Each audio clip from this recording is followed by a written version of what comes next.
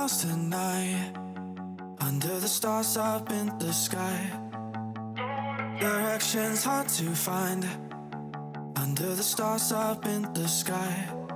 I got lost tonight, under the stars up in the sky. Directions hard to find, under the stars up in the sky. I don't know where to take this, I don't wanna break this. We're living in the moment, we're living in the moment. Your head is on my shoulder, but never getting older. Baby, it's you and I. You and I. Yeah, we're stars in the sky. Oh, you and I. Yeah, we're stars. Right everyone, we are live. Welcome to the Blast R6 Community Cup June. This is the third cup of the month and it is my first time casting the proper game at least. So I'm just going to give a quick rundown while the band phase runs through. I'm Travi. I do this university series called the Showdown series. It's 2v2, extremely casual type gameplay. It was really something I've made to get to all of my friends at university, sort of into competitive side of Siege. And because the skill gap between sort of me and them, we ended up putting me on the casting seat and production and so, and really enjoyed it. So I thought I'd give my hand at some quote-unquote proper games, because those are mostly 2v2s. So now we're here, casting 5 versus 5s. For our first, if you don't know how the community casting works, the community cup works, sorry. It's completely open every month. There's 4 cups every Saturday of every month. And over the month, you'll build up points and standings based on how well you place in the cups. And at the end of the month, there is a €500 prize pool distributed amongst the top 10 players, I believe it is. Blast put this on for the community. It's amazing. It's community cup program. If you're watching this and you don't play in these cups, highly recommend just getting a 5-stack, getting involved. It looks like a lot of fun. I mean, I can't say for much. My competitive skills at this game are not the greatest. But that's, of course, the competition. Of course, we've got our first game here that we've gone to cast, and we've got Peakzai's Ram Ranch versus NAGUAL. I don't know. We're all one. I'm going to mispronounce a lot of names and a lot of words here, so I do apologise sort of in advance for all of that. So I'm just going to go with MP and PRR for the sake of my sanity, and also not absolutely butchering some names. But great game on our hands. Looking at it, of course, I've got this. I don't know all of these players. Of course, on PRR, we've got Venom's, Peakzai, Scramt. I know them from playing in Tom J. Sherlock's tournaments. I've played with them once or twice and against them a few times. So we know them. They're very capable, strong lot here. So it's going to be fun to watch them play. Now, we're on Chalet, which is feeling like it's becoming a bread and butter map of Siege, really. We're seeing so much Chalet lately, and personally, I'm a lover of it. I'm a real stickler for Chalet. I think it's a great map, and it's fun to watch. It tests a lot of almost fundamentals of the teams, and where better place to start by testing all of that than on the basement site that everyone loves. So, I mean, I think, especially for this first round here, we're going to just be seeing default, and I think that's something that will extend sort of through the community cups, this sort of more default play style of, we're just going to throw default or 6. There's nothing crazy I'm seeing coming out here. No one's going for anything absurd. I was watching some of, I believe it was Sternab's casts last week, and we were seeing a lot of spawn peaks and such, but I don't think that's the case here. Now, first case of going for every single Chalet attack is you want this snowmobile wall here open. However, Venom Zero, he's on the other side of it with the bandit ready to go. Likely going to be drawn out very quickly. And while that garage is getting opened, seeing other players up here from PRR moving up into library, getting that top floor control and working their way down through the map. In terms of roam presence here from MP, of course is the Valkyrie. Valkyrie roaming around on the first floor. I think that's everyone on the first floor here, yeah. So you've just got one player sort of playing off-site on the first floor here, so it should be very easy for PRR to get control of this second floor. They get it, they know where this player is here, and it should be a fairly easy kill. Peakzai gets the kill on Kaizen. First blood in their favour, bit of pre-fire, and droning in. And as well, that's another thing, Dokeby, there you go. Cameras getting hacked. Attackers now have control of defending cameras. Really good start to the round there for PRR, exactly what you want. And all those Valkyrie cams are going as well. They are having a bit of difficulty here getting the front wall open. One exothermic charge is gone, but there's a second in pocket though. So it's still got a chance. Verticals being opened up, C-cores getting ripped. Not quite going to be able to connect to anything here. And we're just sort of seeing pressure being applied from all over by PRR. And it's really up to Venom's here. He's going to be contesting the player onto the back stairs, but not going to be able to quite find his way getting with anything. And he gets dropped in the end by Scremt. Really good shot there. And 5 versus 3. Last Oakley call is going to be going out. There we go. Everyone's ringing, as you can see on the overlay. Venom picks up another onto Ammo Sang. He doesn't quite, he gets flashed out. But what's this, Greco? He's managed to get a bit of a flank going. He's on the top floor. Diffuser does go down, however, and it's going to be very, very difficult to get this here. Because he's now playing in the 1 versus 5, surely. This is fairly done deal. He may get a freebie here. Yeah, PR don't know he's coming, but they know where he is now, and they're going to be able to drop him like that. And a very, very dominant start there for the side of PRR.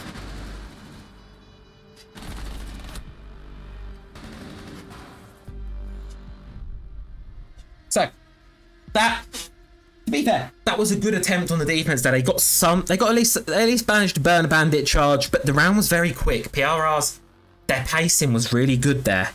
That was really fun. That was great to watch from them. They were quick on the draw. They just kept going and going and going, and it really, really felt like PL. It really felt like PL were on the MP were on the back pedal that entire round there, and PL, they've decided they want to try that one again. Near enough identical lineup to before, trading off the Valkyrie for a Warden this time around, which I think is a good pick with the pace that Peakzai's Ram Ranch want to be sort of playing this at, and it seems like they're going to be going at. The intel from the Valkyrie may not be the most useful. You want someone focused on stopping these executes, and that's where the Warden's going to come in. You want this Warden to be able to stop the executes, of course, if you're newer to Siege and you don't know. Warden, he has these glance goggles, he activates them, and it mitigates all effects from flashbangs, and if he stands still, he can see through smoke grenades as well. So really useful for stopping those late round executes when utility's just being thrown in left, right, and centre. And from the side of Peakzai's Ramrod, it seems like mostly the same. Again, we're going to be seeing the Ace instead of the Thermite, and there's an Ash on the board ready for some running in. But it seems like it's going to be more of the same this time around. Now, I do apologise, I'm still getting used to this new overlay. Just really got used to the last one, and now there's a new overlay, a bit different, information's presented really differently. But we're getting there with it. And of course, it's going to be, I think it's going to be the same sort of drill here from... Yes, a similar-ish drill, except this time they're going to be up to start from the Solarium side. They're not opting to start from Library, and actually, as you can see at the minute, the entire front wall is being completely left ignored at the minute, and we're just focusing really heavily on this vertical play.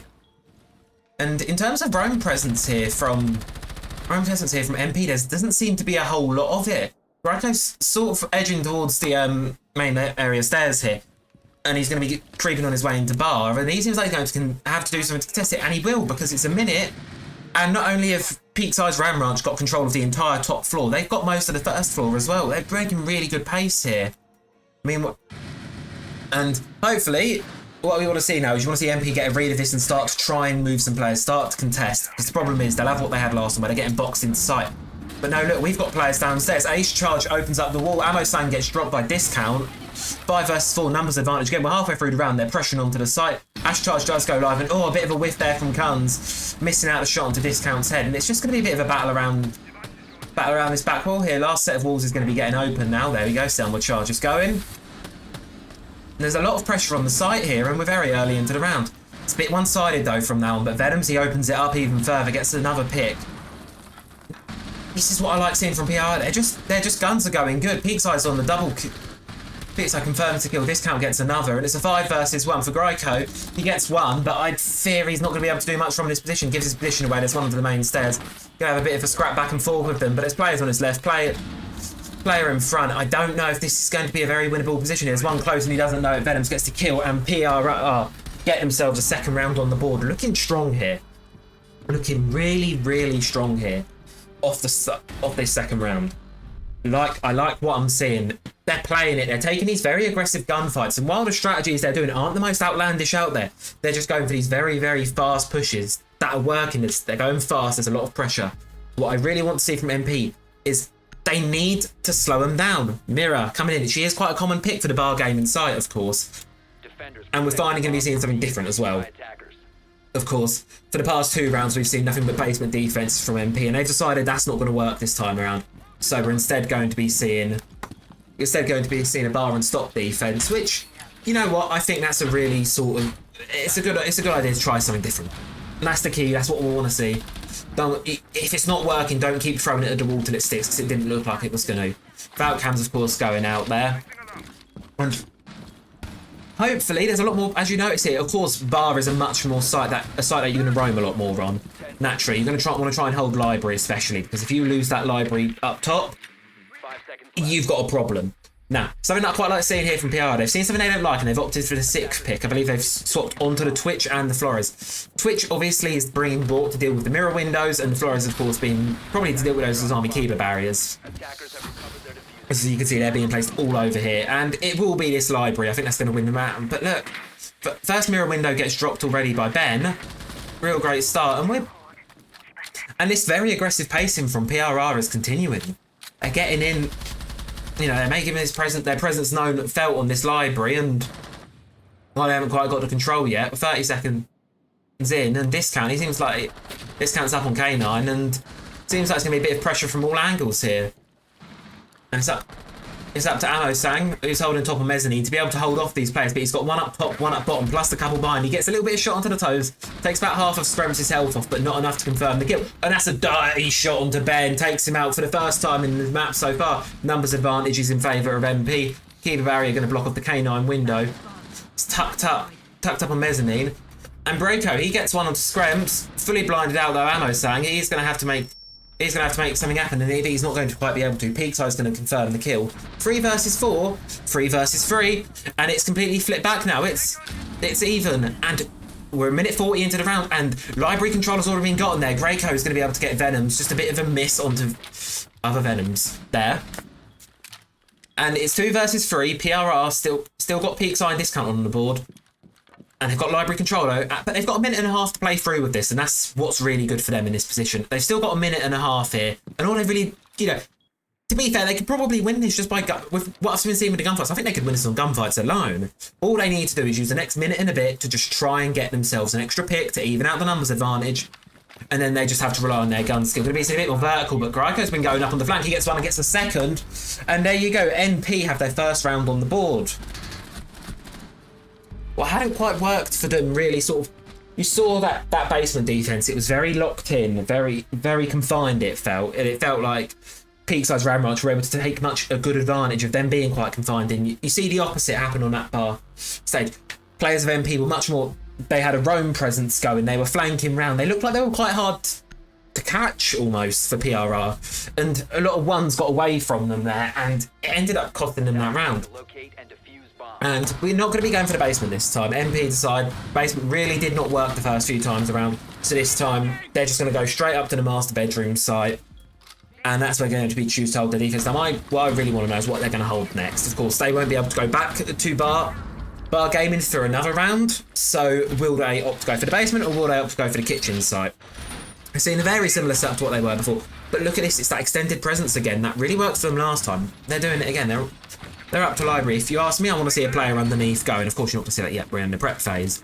But I've got a feeling we're going to have 1 or 2 players lurking around downstairs, trying to backstab, cause problems. Because if you ask me, that was really the driving factor of what let MP take away that last round.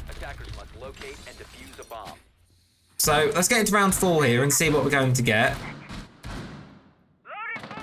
It's really a case of now, you know, it's dealing with this presence now. This count's getting the drone. Drone's going in. Someone's running out. Venom's up there. Well, he's going for a run out. Tucked up by the K9 window, waiting for someone to creep in through the basement, which is what's happening. Peakzai is sneaking his way through the basement, but there's no one down there at the minute. First floor, on the other hand, it's relatively clear. There's no one on it. It's just Discount trying to push up the library stairs. Amosang gets droned out. Discount's likely to know he's there, and now it's really a duel between these two. And I think they want to get we're going for an opening pick here. They're trying to shuffle this library hold at the minute. That's what we're going for. We want this library clear. And Peakzai gets dropped by Venoms, and Venoms gets dropped by Kuns, and it's a 3 versus 5. MP looking really good this round. Scrumps gets one back. He bites one. Kunai gets popped. He gets a second. Pulls out the SMG-12 here. Just spraying through the wall to see if he can make anything more come of that. The numbers count is equalised, and library control is had. Logic bomb's going to go out, and we've got K9 and mezzanine control, but at what cost? Flank drone's going to be setting up by Ben very Always good to have that. But the issue is now we've got no hard breach. And this is going to be the roadblock there. You've lost a Lucy who puts down all the utility. You've lost a Warden who does have that active utility. But you've also lost the Buck and the Thermite. You can't play from vertical underneath anymore, and you can't open up the mezzanine wall. That's going to be a really big problem here for PRR heading into this late round. They've got one more logic bomb left on the Dokkaebi, which is great for executes, as well as 4 flashbangs in pockets across the team. 2 flashbangs in pockets across the team, sorry, and some frag grenades. Cameras are going to be hacked as well, which is, you know, another benefit for PRR. But they've sort of stopped a bit here. They've got a minute left on the clock, so it's plenty of time to work with, and we're going to go back to what they wanted to do earlier. They're going to want to get that one pick. It seems that one of the players there is making a long rotate. Benny's just going to be sort of engage in the half-wall position here. Logic Bomb's going to go out from Scrimps, and he's going to be playing from big window. Let's see what he can. See what he can get cooking. He's going to see if he can get any freebies. No, he can't. Ben picks up on Ammo Sang, but gets immediately traded back by Kaizen. 2 versus 2. 30 seconds left on the board. Here's going to come. And look, those Toxic Babes are going out, and Greco gets one onto discount, and that's Scrimps left not isolated on the window. MP know where he is, and it should be really difficult. Flash is going to be going in. Toxic Babe gets thrown, so he's going to have to push through it, but he's not going to be able to. Kaizen gets the kill. MP secured himself a second round, and we're evens.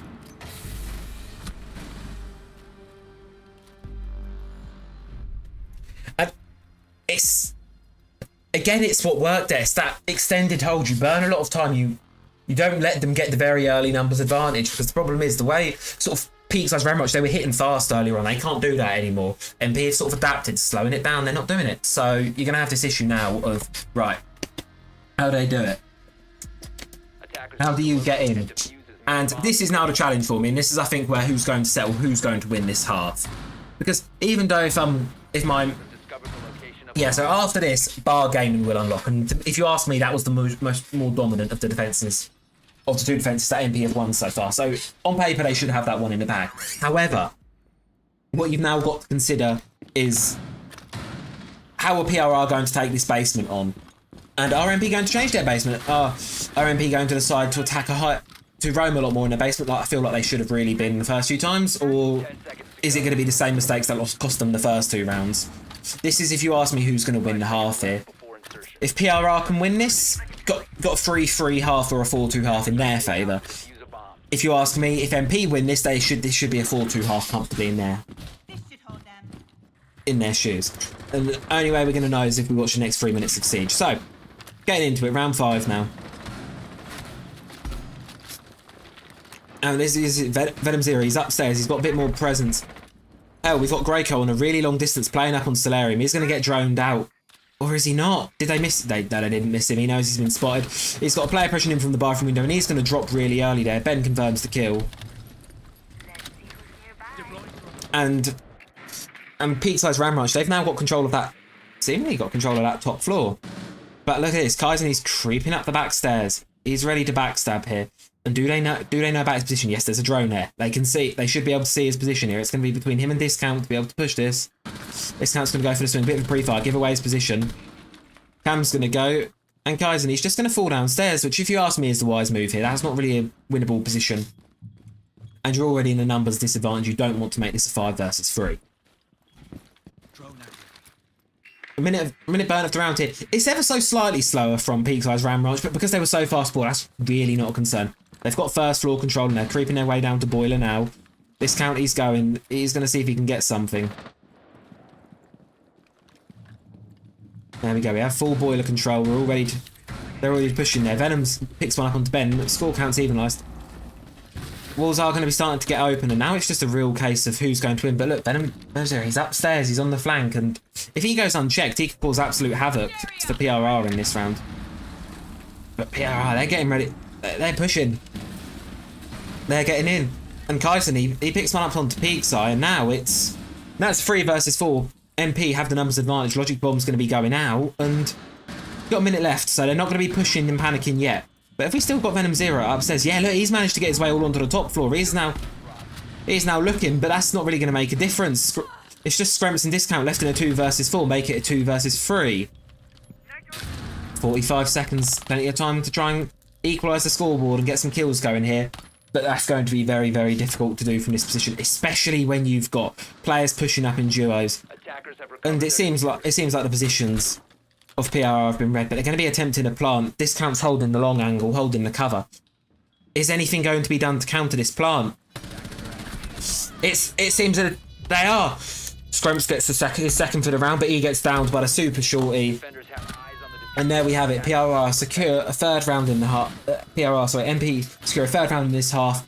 At least guarantee themselves an even half and a possibility to take it 4-2. Which, when you compare it to how the first few rounds of this half looked, where it looked like Peakzai's Ram Ranch had the number on them. It's flipped on its head almost. Peakzai's Ram Ranch, they're fragging, they're gunning, they're playing this aggressive, but there's just backstabbing players that are getting unchecked, or even there, I believe it was Venom Zero who was on the Solace flanking. Even though he never actually had a massive impact on the roam up there, the knowledge alone that he was there was enough to keep PRR second guessing themselves. And now MP, they get the one thing they've really wanted this entire time. They get to go back to the bar gaming site now. The first time they won on defense, and this should be fairly comfortable for them. You've got the mirror. Good picks all around, really, if you ask me, and I think they'll be fine with this one. I think they'll have a nice good round and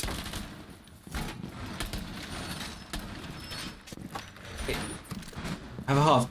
Of course, if I'm just going to ever so quickly tab out and have a look. So of course it's a very, very different level of play in here, of course, compared. But if we go back to Manchester Major, I do have the stats for the maps. Chalet was 60% or 58% defender sided rather. Of course, very different level of play here. But just to keep in mind, Chalet is typically, and it is in most levels of play anyway, a defender-sided map. You can see this very strong library hold here. And Venom Zero is off deep on West, going to be moving his way towards Trophy, and the Logic Bomb's sort of going to give away his position there. So PRR are going to have an idea he's there, but he's going to have to clear and do something first. And I don't know if they have an idea on his exact position. He's going to wait for someone to hop in, wait for someone to make a sloppy move. And he's going to try and capitalise on it. He's getting aggressive now, swinging the window, but he's been droned out. Lion Ping's marked him, and he's going to have to run. He's going to get wall banged. He's going to get dropped by Scrumps there. They know it, and PRR have a numbers advantage now, and also that gives up. It's the other thing with having that Dokkaebi on the board. Now the cameras have been given up. You've lost that Roma, not only, but you've given those cameras up, and also the Valkyrie cameras, which are normally in really potent positions for the sort of late round plays. So that's going to be a massive, massive advantage for PRR to start off this round. 2 minutes in. We've got 2 minutes to go. I'm getting control of this top floor. Versus library hold. Bar side of the map's mostly gone. Bar side of the map's mostly gone. Sorry, not having the compass of the bottom of the screen is ever so slightly thrown. Is that Northwest East? God, I'm not amazing at this game, but Goins, he picks one up onto Venoms. And now it's time to get rid of that deployable shield at the top of the back stairs, which is done. Peakzai and Scrumps tag team on. Oh, and it's brought back, and all of a sudden it's 2 versus 2. Peakzai gets a one and evening out, and that was very, very bloodthirsty. We're now in a 2 versus 2 situation. Kaizen's tucked away in stock behind the mirror window. Greco, he's going for a bit of a flank. He's getting into cloak. He's going to be hiding off on a bit of an off angle here. There's still 1 minute and 12 left on the board here. Scrumps and Peakzai have got a decent amount to do, but if they have an idea about this one in cloak, they should be good. They're going to hear that. They're going to hear that. But the flashbang, he goes to throw the flashbang and gets dropped. Greco, really good kill there. He's having an insane game, by the way, going 9-3, and Kaizen clears up Scrumps. And that's a 4-2 half there in the favour of NP. Much, much better showing there towards the end of that half there. Really good, some really good bite back, some really good answers. And if you ask, that was just a good play, some good siege, what we like to see. Now, of course, siege is a game of 2 halves, and as I mentioned a couple of minutes ago, Chalet is a very, very defender side, or not very, it's about 58% defender side, so 4-2 half, it's about par for the course really. But what concerns me was in the nature that the 4-2 half was happened, in the fact that it was only the first 2 rounds where PRR really were able to secure it. But saying that, advantage, none of those rounds were, I felt like, besides the first one that MP won, besides round 3, none of them were utterly, truly hopeless. They felt like both teams had a good chance there, and we're going on. Ball from Peakzai. Yeah. So we're going in now. Second half, let's see what's happening. There's a lot of people in the library, which is very interesting. Always a bit of an interesting one to watch there. A lot of people cramping around in the library. And they're going to be going, I think, to their more expected positions per se here now. I mean, to be fair, I will expect the defences of Peakzai's Ram Ranch to be very, very aggressive. They're going to be holding a lot of off angles. There's going to be a lot of roam presence. If it's any way to play the attack, that's what they want to play. That's what they like to play. And that's what they seem to excel in playing. They did quite a good job of that. MP, as you'd expect, first course of action, they're starting with library. They want to get library clear. Venom Zero is creeping around in the basement, getting droned in through the basement. First line scan's going to be going out there. And Ben, he's playing in this suicide position, getting burnt out. He's going to have to drop, but he's going to get downed as he does so. The question is, does the kill get confirmed? Now, there is a Flores on the ball, so they know he's down. Am I saying maybe I'll send the Rotero drone in to go and confirm it? But I don't quite think that's what's going to happen. They're going to be using these to get rid of the key barricades instead, and Ben does get picked up. So he gets down. That's a lot of health lost there, but it's not quite the end of the world. You've still got the player on the board, and at the end, most importantly, you've still got a gun. Drones are coming in. Hello there, Mr. Warden. And that's time. And that's, I think, we're going to be seeing a kill coming in there. They want to shake this player playing up a mezzanine. They want to get rid of him. Another drone's going to be going up there. Line scan's going out. And it's up to Screms is likely going to be first point of contact here. He needs to keep them out. I mean, he's doing a good job. He's doing a good job of stalling them so far. 1 minute 20 seconds, and all they've really lost for their efforts so far is 90 HP for Ben. But other than that, they've had a fairly good start so far. They've still got quite a decent amount of map control. Logic Bomb's going to be going at. Screms looks the wrong way at the last second for the player creeping up. Line scan's going in, and now this is where it's going to break loose. But look, Hunty's getting the diffuser down. Peakzai gets one trade-off Screms. Venom stops the diffuser going down. It's 3 versus 3. Make it a 3 versus 2. Venom 0. He's going to get one, but immediately traded back by Venoms. Kaizen and Greyco, one's outside, one's in the site. The fuser's in the middle. 40 seconds left, so still a decent amount of time to work with, but it seems like we might be going for another plant attempt here. Kaizen left to cover. He has an idea, this one. He sees the head, but misses the shots. Peakzai gets a double. Double for his trouble. And it's a 2 versus 1 for Greyco now. Now, he's had an insane game so far, currently going 9-3. So, he could do it. There's a fair chance he could do this. But he's not going to be able to. Venom secures the kill. Peakzai's Ram Ranch get themselves a round on the board. Start off their defensive half. 3-4, close to equalising the scoreboard here.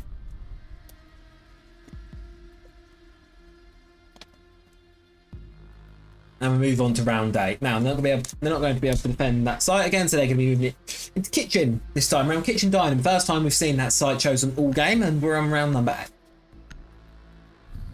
Now, one thing I completely neglected to talk about, because I was sort of giving a bit of an intro to the whole cup and that, was the operator bands for this one. We've seen the Montaigne, the Fenrir, the Tuberout, and the Maverick band, which Fenrir surprises me, because I'm very interested to see how he's going to fall into the meta at the minute. Of course, if you weren't aware, there were some pretty heavy Fenrir nerfs. He has 1 less mine, they're no longer bulletproof. He has 1 less code as well, so only 2 of them can be active. So it's pretty sweeping Fenrir nerfs across the board. However, if you ask me, as a very low rank scrub, I don't really think it's a deal, but it's not really putting him into obscurity. If you ask me, the Solace nerfs were much, much worse. The Solace nerfs were very, very heavy, and at least from when I've been playing, she's been played a lot less. Fenrir, on the other hand, it's nice to see, because even though, you know, he's not being... Oh, no. Oh, no, okay. I thought we were going for something very disgusting there. No, we're just going to pop a devoidable shield. That's fine, they're allowed to do that. We haven't seen any spawn peaks yet. When I was watching the Sternabs cast of the Community Cup last week, and there were a lot of spawn peaks in that. A lot of people were playing, but we're seeing very, what you consider safe teams here. Do you say these teams respect each other? I think we do. I mean, we've got a good game on our hands here. Am I saying? He's going to be fishing for a first here. It's going to be a bit of a scrappy one there. Both are really on low, both on really low HP. Not either able to secure the kill from that, and Ben, he wants to stay alive. He's playing Legion. When you're on Legion, don't know. Legion, you can see there where his gadget is. Those goo mines generate through the round, meaning that the longer he's alive, the more utility value he gets. If he drops 30 seconds into the round, it's going to be slightly problematic in terms of, you know, he's not going to be able to get the full use out of that operator. He's making his way in. He's managed to get his way up onto mezzanine. And he's going to be getting this half-wall position over. Scremps is on the other side of it. He's going to be forced to push back there. Being moved around by the Grim. And he seems like he's the next target. MP really want him dead. But he, of course, does not want to die. He's going to be holding strong. He's going to be in bedroom. They're going to know he's there. And he's got to make something work. But as the cam on canisters keep moving and moving in, he's going to have to do something. Ben, he's fighting demons elsewhere. And there is a second player up here. Peakzai's going to get one onto Kaizen. Amosang trades it onto Discount. And we're 4 versus 4. Ben's going to the basement. Proxy alarm's going off. Scrubs knows there's one in the bathroom, but Amosang, he gets it. Amosang's going to be able to help him. Venoms as well Zero gets another kill. 2 versus 4. Make it a 2 versus 3. Beautiful C4 from Venoms. And seems like PRR, they're gonna be making for this Solarium flank. They're going to be pushing up. Going to be trying to get this vertical control back because they know they can't hold this from the side. But there's very long angles to watch here and a bit of a whiff in the spray from Venoms. Not going to be able to confirm the kill, but their position will be known. Question is, do they know that both players are up there? Yes, they do. Piano player's going to be dropped. Ben gets a kill. 2 versus 2. Final logic bomb goes. One drops on site. Venoms gets it. It's now Kunz 5 HP from the engagement earlier on. And the problem is here, a goo mine in his foot could be the end all. So as I was saying, those Legion mines, they can become really useful here, and it's a good thing he's still alive. Benny's got 5 of them in pocket, so he can just lit in a sight with them. 20 seconds left on the clock, he might not even need them. And Peakzai's Ram March, they're going to give him nothing. They're just going to hide and wait out time. 15 seconds left on the clock here. Kunz, he's going to have to try and make something happen, but it's very difficult. You've got one player inside behind the half wall. You've got another player playing vertical. I would argue it's a pretty done deal here. He's not going to be able to get through this. And no, Ben's going to secure the kill, finish the round. And we are even, yet again. Or, yeah, yet again. Both sides here, 3 rounds away from winning. Alright, go ahead into round 9. And it seems like PRR are going to continue their side rotation, mainly because they've really got no choice but to. And they're going to be going for a wine cellar. Garage defense. Striker, hello. I've been waiting for one of these. Striker, if you haven't played Siege this season at all, minus obviously you may be able to see by the new overlay, there is the recruits have been reworked and you've now got Striker and Sentry. They function very similarly to the previous recruits. 2 pieces of secondary utility. You can have any combination of 2. Bring them on the board. You can bring frag grenades and flash grenades. You can bring a hard breach and an impact EMP. You can bring what you want with them. Weapon selections. Weapon selection is a M4. I believe it's an M4. I believe it's an M4 and something else for an attack. Can't remember what the other option is. And you get pistol and a shotgun, pistol or a secondary shotgun option. So really versatile, and versatility is key. And right as I spent the entire prep phase rambling about it, MP are going to switch off. And they're swapping around. Ram, first time we've seen her all game. And probably because we're going to want to see MP play the vertical here. I think that's what they're going to be wanting to go for. Ben, he's on the first floor roam. Peakzai's up on the top floor, creeping around in library. And there you go. First boogie goes in, and they're not going to be peeking it directly yet. And Ben, he's just going to stay tucked away. He doesn't want to play his cards just yet. He's going to keep it nice and close to his chest. MP, they're going to be rotating up to K9. And there's also one out there pushing up library. So now it's on to Peakzai. Ball gets past to him. He wants to make something happen there. Amosang, he's going to be taking damage back, trying to take down Ben. And he's opening up. One's going to get a bit cheeky and want to try and push Peakzai. But look, this top floor is getting really compressed. And they call up Scrams to help. And he's able to do just that. Drops Kunz. Discount drops Amosang. 5 versus 3. Really good start to the round here from Peakzai's Ram Ranch. And now they're going to all be seemingly falling back to site. Scrams, he's still on the roam. But he's going to be making his way down the west stairs very shortly, it will seem. But no, he's not. He's going to be going into dining. He still wants to play this. Which, to be fair, you know what? You've got 5 versus 3 numbers advantage. You may as well. And they forgot to reinforce the hatch. So we're going to do it halfway through the round. No one's going to be able to capitalise on the reinforcements. Nice little late reinforce there. Got to love it. Now, MP do know he's up. MP do know Scrams is there. He's going to they're going to have to try and take him out. Yellow Ping's coming through. We're going to see a wall bang, or is Venom Zero going to try and creep for head-and-head gunfight? Scrimps, he likely knows he's been spotted out here. He's going to get a double. Make it 3, Scrimps. Beautiful 2 shots there. And yeah, run to the basement, buddy. That was beautiful. No, he wants more. He's hungry for it. He wants more. Discounts, he may fall, but he's going to give the call out spend. It's going to confirm the kill. And just a really good round there. Impeccable stuff there. And you've got to give that to Scrimps there. I mean, he's going 11 and 6. Scrimps and Venoms are having absolutely brilliant games right now. 11 and 6, 21 kills between them. And that's not to try and say that on the side of MP, they're not having good performances. Gryko, he's going 9 and 6. Kaizen, he's going 7 and 5. But the one thing I will pause on temporarily here is Gryko was going 9 and 3 at the half. So currently, at this point in the half, he's currently sitting at 0 and 3 for the second half here, which is he's not having quite the impact he had on the defense, and you can see that. Oh, that's obviously impacting the round line here. As Peakzai's round march, they're now one round away. They're now one round away from a match point, which is obviously extremely desirable, because if you get a match point here, you've still got 2 rounds to play with before you even head into overtime. So we'll see how round 10 goes. They're going to rotate back. They're going to go back for a bar stock holds this time. Mira Wamai, Asami and Warden. Nothing we haven't seen plenty of times before.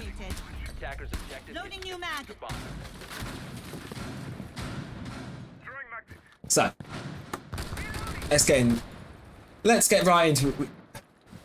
We've got Gryko and Venoms killing outside library, and got another few players seemingly here. They be going for a bit of a snowmobile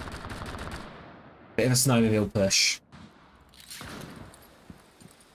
Gunsy's going to be rappelling up, and I believe it's Ben yet again playing in this suicide position. They're going to drone him out. They are going to know he's there. That's what the Capital's for. He's going to get fired. Last time he got dropped. Question is, does that happen again? He's going to try and burn him off with the Wamai, and he's going to be tucked in the corner with the fire. He's going to be forced to drop. He's going to get away without being down this time. A bit more health than he did before, but look, Scrums has traded the position, and he's going to get a freebie from it. Really good stuff there from him. Mirror window is going to get popped, but if you ask me, that's a very worthwhile trade, and you just cover it back up with the keeper barrier. Perfect. Scrubs 12 and 6, going really, really well. You didn't quite cover it back up, but let me see what we was going for. Library's not been had. You've lost to Dokkaebi, and you've lost to Twitch. 2 really valuable operators, and I don't believe the mirror windows down in both. Yeah, one of the mirror windows in sight is still standing. So we need to see more from this beam. Yeah, so it's been good, really good, really good here from PRR. And just as I say that, Ben gets dropped. Now, not a big deal. Still 4 versus 3 advantage. MP have got their gunners on the board, and Gryko, he's going 0 and 4 for the half. It's going 0 and 4 across this half now. This attacking half really has not been favourable to him. But we've seen other players being putting up some decent numbers. Kaizen, he's doing really well, and if you ask me, this is where he's going to have to get in here. He's going to have to get the basement, and he's going to have to get rid of Discount on the Legion in. But I don't think Discount knows. Kaizen's creeping in, and he's probably going to get it. Yes, he is. Discount drops. He's weary of the one above, but I don't think he's going to quite have the time. Scrumps is still upstairs, and he could definitely play that vertical, but he's not going to. Kaizen, he's going to get a second. Getting that bit of chip damage as you go through the barbed wire, and he's anticipating the drop from the one above. But Lion Scan buys him a bit of time, some really effective teamwork there. I mean, minus the friendly flashbang. And now numbers advantage is in the favour of MP. He's going to get another freebie, but Scrumps is able to trade it back, and Scrumps is in a 1 versus 2. He had a really good start, and they don't know he's above. He gets a freebie, 1 versus 1, triple kill for Scrumps. And it's now in between him and Kunz for 1 versus 1. Knows he's above now. And Scrumps is 15 seconds. All they've got to do is burn. Diffuser is picked up and recovered. And the plant's he's got no choice but to drop the plant now. Scrumps, he's going to have to decide. Is he dropped now? Pros don't fake. He's going to pre-fire through. Slightly miss. Oh no, he's ever so slightly misses the wall bang. But he knows where the player is. This is a thick and through 1 versus 1. Tucked behind the bar. Kunz pulls out the pistol. They know where each other are, and Scrumps is going to get the quad kill, secure himself a 1 versus 3 clutch almost there, and pull him and his team on to map point. And I agree with Evans in chat there. Wowee. Zooey mama. That was some good shooting there. And to be fair, Screbs, he's been doing absolutely amazing on this second half. Some really good shots from him. The triple kill in the previous round. The 1 versus 2 here. Amazing, amazing stuff from him. And now they're on map point. So what could be the final round here? Kitchen dining defense. And we're going to be seeing the Ying. Haven't seen her yet, if I'm remembering correctly. She's a new pick coming in from MP. They're going to want to do something here. They're really struggling with this stacking half. We've seen 4 very convincing defences here from Peakzai's Ram Ranch. And they're going to want... They're going to want to get us over the line now. And MP, they're going to have to do something to stop that. Now, hello, we could... Hurrah? Hello? What? English, my English today is awful. Hurrah, we've got a striker on the board. This is the other half of the recruit week, and we've got a sentry on the board. So we've got both recruits going at each other in this last round here. Of course, as you can see, both can bring 2 pieces of secondary utility. Commando and a super shorty for sentry on the defense. And we're likely to be seeing the M4 and the ITA 12S for the attack. And the M4 is a great gun. I'm really glad it's on more operators now, because just being on Maverick was a bit of a shame. It's nice to have another operator with it. You're seeing frags and stuns from Kaizen and Nitro and Shield from Discount. So it's a really...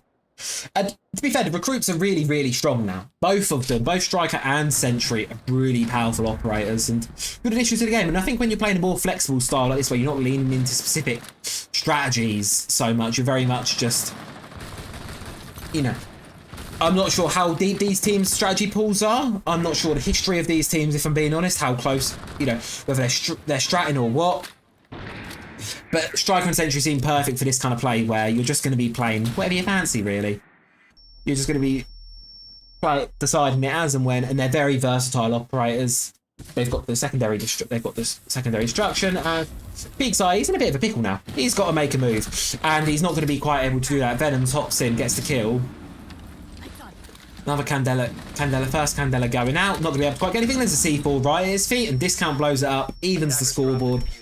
And that's the utility really coming in there from Sentry. Kaizen with Striker picks up 1, but and Kunz gets dropped. It's 3 versus 3. Either side could win. Either side could really take this here. But keep in mind, this is still the roam being cleared out here. This is Peakzai's Ram Ranch's roam. They know where the pillar player is, and they're just waiting for him to... Yeah, Ben does get 1. But I don't know if he knows where Kaizen is. Numbers advantage isn't the side of PRR though. A bit of shooting and Discount gets 1, and now it's just left Kaizen 1 versus 3. He's got to do this, because if he doesn't, game's done. Game's done and dusted. He has an idea. 1's in bar for him. He's going to throw the frag grenade. But instead of falling back, Discount decides to push out with the super shorty. They know where he is now. Discount, he's keeping the super shorty in hand. He wants the shotgun kill. Bit early GG in chat there. He's going to be continuing to fire through the wall. More early GG's flurry through. Kaizen gets 1. He's going 12 and 6, mind you. So this is really where he's really stepped it up this second half. He's got intel on the other. And if he plays his cards right here, but I don't think he knows about the player on the staircase, which is of course the problem. He gets 1, but he doesn't know about the player on the stairs. Venoms doesn't take the gunfight, instead opts to fall back to sight. Kaizen's got 20 seconds on the clock, and he's actually going to get away with it. He gets the kill. 6-5. No, he doesn't get away with the 1v3. The GG's in chat been silenced, and oh no, 1 more round and we're in overtime. He should not be allowed to get away with that one. I honestly did not think that was going to be happening.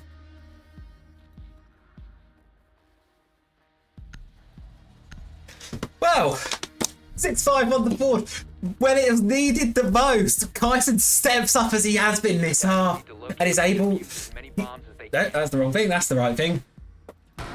Guys, and he's able to step up and get himself and his team 1 more shot at sending this into overtime, 1 more shot at winning this game. But do keep in mind, if they win this, it's still only overtime. They still have to win 2 more rounds.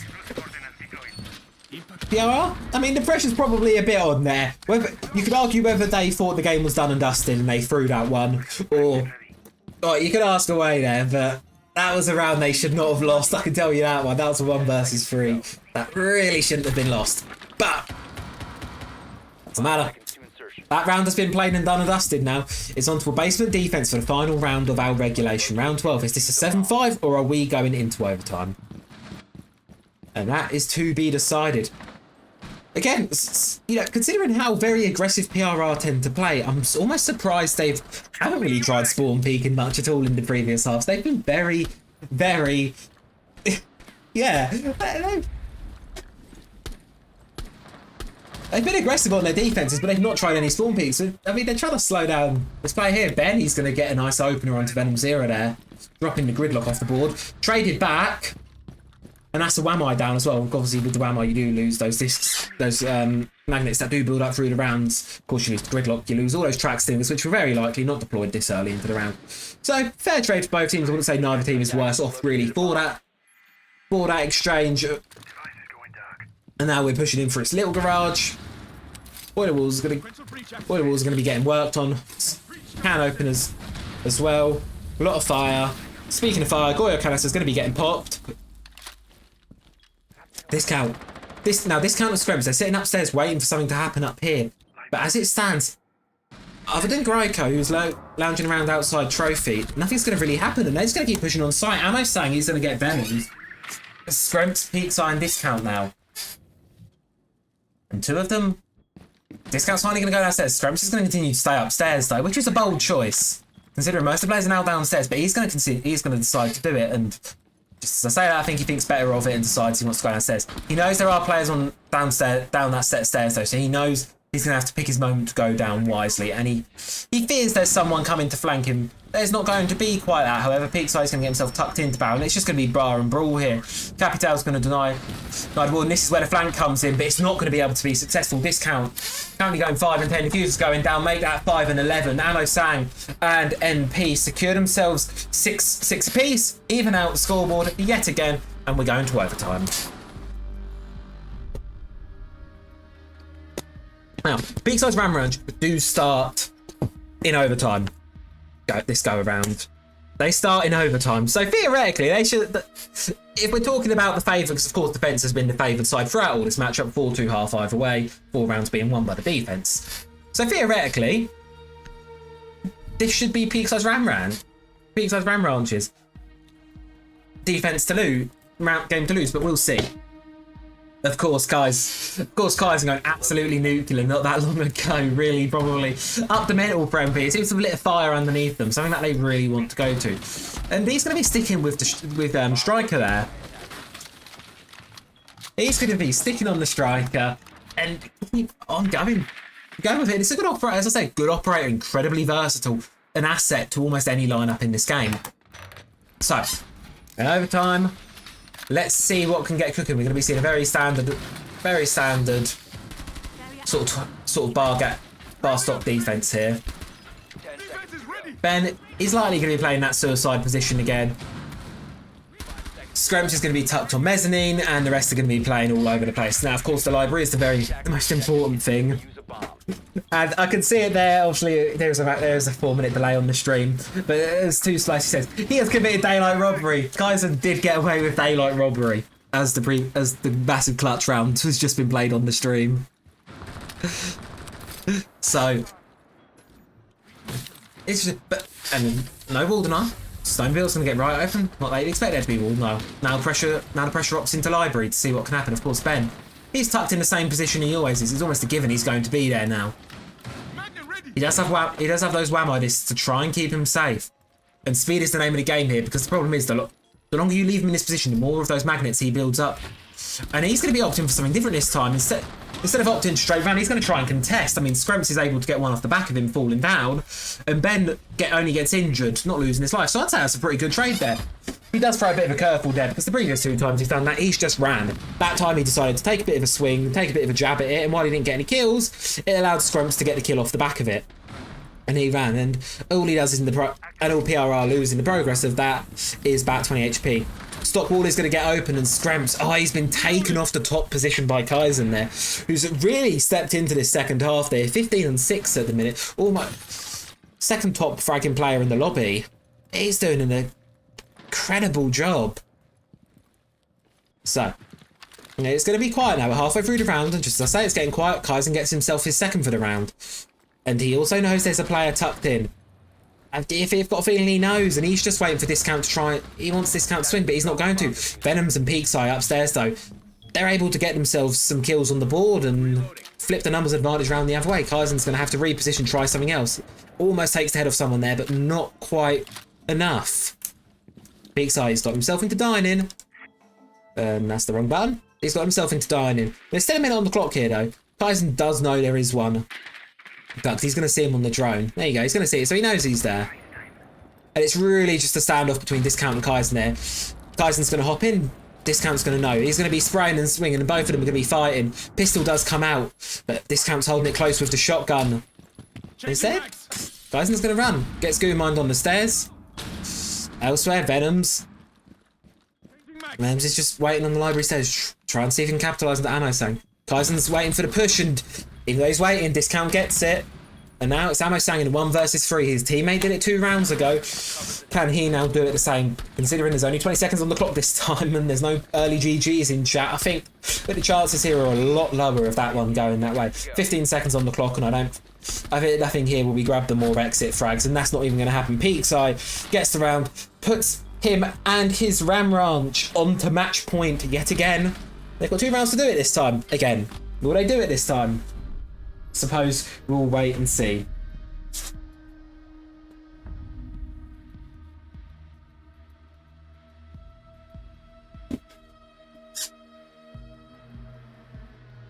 So, 14th round now. We're in overtime.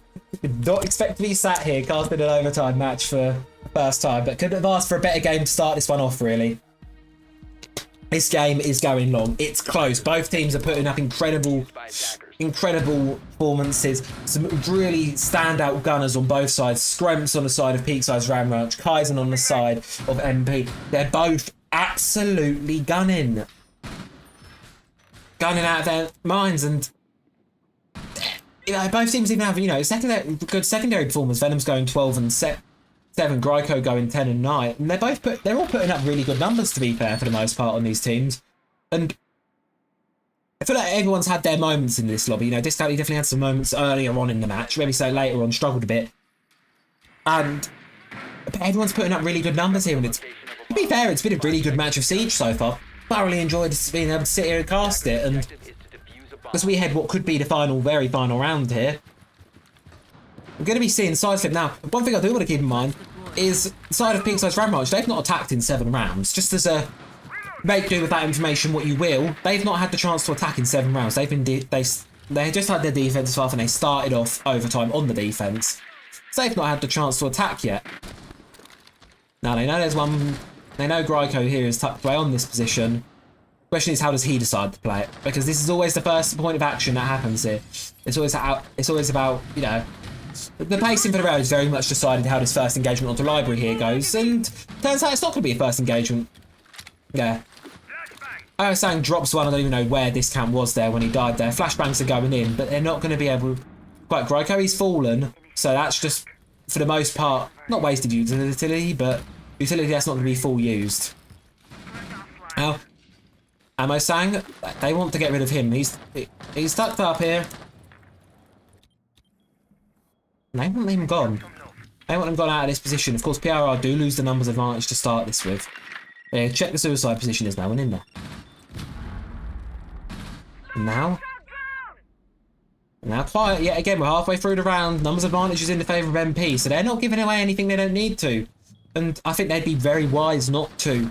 They've still got Ammo Sang tucked upstairs and up here playing mezzanine, and they still not got full control of library. He's conscious that more and more players are stacking up in his position. He's actually able to get one bit of damage done onto Ben, and Ammo Sang, he gets a kill.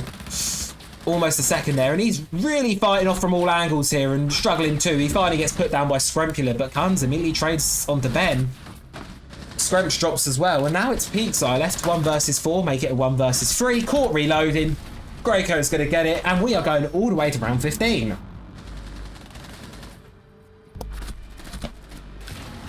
Now, if you ask me, out of all the attacks we've seen coming in from PRR, that was probably one of the weaker ones, I think. They lost the first pick, and it just wasn't really able to get going from there. So, we're going to head to 7-7. Now, of course, this is overtime match point. Whoever wins this round takes home all the brownies. There is no second chances. There is nothing else for this map. You lose here, it's a done deal. And rightfully so, and as always I think is really good idea in overtime. We're going to be seeing some switch-ups. Venoms, he's going to be pulling out a Solace.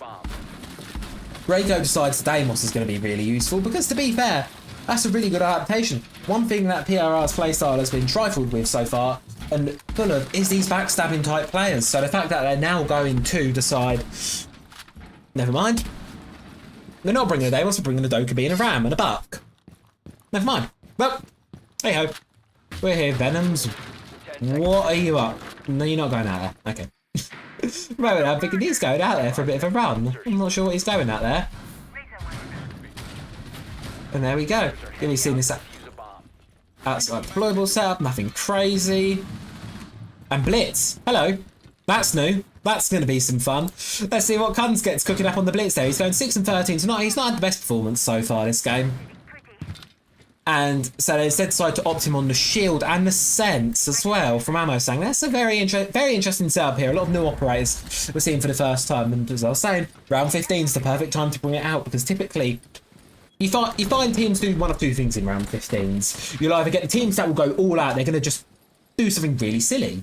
Or you're going to get these kind of, which seems to be what MP are doing, or you're going to get the opposite and see the teams of PRR where they're seemingly playing this very default, what you sort of almost expect to see from this side. Now, Boogie Drone is going to be going in. Scremps is going to be the first point of contact here. He's just waiting for someone to give something up to him. And there's two players tucked outside. There's the Ram and the Blitz. So if he's not careful, he's going to have a face full of shield in a minute. And I don't know if they quite know the shield's on the board yet. Surely Venoms has given it away, the intel. Look, here comes the shield. He's gonna get blinded and... Oh, no, not going to be able to quite get anything. Scremps and Discount drop. And that's a 5 versus 3. Peakzai, Venoms and Ben just left to stave off this now. And top floor control's been had as well. The Ram's going absolutely rampant. You're welcome. Venoms does bite back though. There's a kill on the board. He drops into small basement. And the players at PRR are all over the place. Ben gets another and they know his position. Venoms drops. It's between Peakzai and Ben now. Because Amosang is still outside. Greycoat and Kunz, they're up on the top floor. They have an idea, they have an intel. Greycoat's expecting the flank at this point. They've done it, PRR flank so many times this game, he's all but expecting it. Amosang is on the drone trying to find the last few of these players. And Kunz is just going to be upstairs making noise with the Blitz. As a reminder, he's still there, he's still lurking, and he is coming for you. Ben, he's tucked away. Peakzai's top west here. He's got a lot to do. He's got the brunt of the force coming in. I think Ben's going to realise that. But of course, he's got to be careful because he's got the players above as well. You've got the vertical that you've got to watch. Here comes the shield, but the shield gets dropped. And Greycoat gets Ben, and it's GG's MP from what was, to be fair, a fairly worrying looking first half. They were able to make a comeback there. And from 1 versus 3, that when it looked like it was all done, they were able to convert that into a round win and steam from there. Secured themselves their final attack and secured themselves an overtime win. GG's from both sides there. Incredibly good siege on display there. So, there you have it, folks. There was our first game. The camera will turn on in about 10 seconds. Sometimes it takes a second. There we are. So there's the camera. Hello, it's me. And so, yeah, that was a really great game to start with there. Really entertaining. I'm sure the next set of games are already underway, so I'm not going to hold you too much longer. I'm going to do one more game today, probably. And do have, unfortunately, got plans late this afternoon, but I thought I'd give it a go. Get some cards on, get some practice. So, thank you for watching. We'll be back in just a few minutes with our second game of the day. Not sure who it'll be yet. Stream title will update shortly, and I'll put it in the chat. We'll be back in just a minute.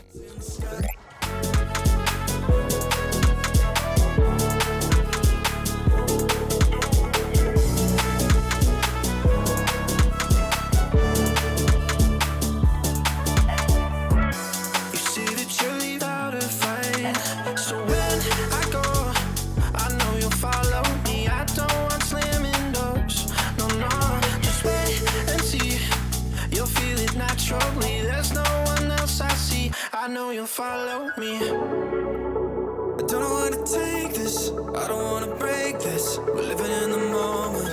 We're living in the moment. Your head is on my shoulder. We're never getting older.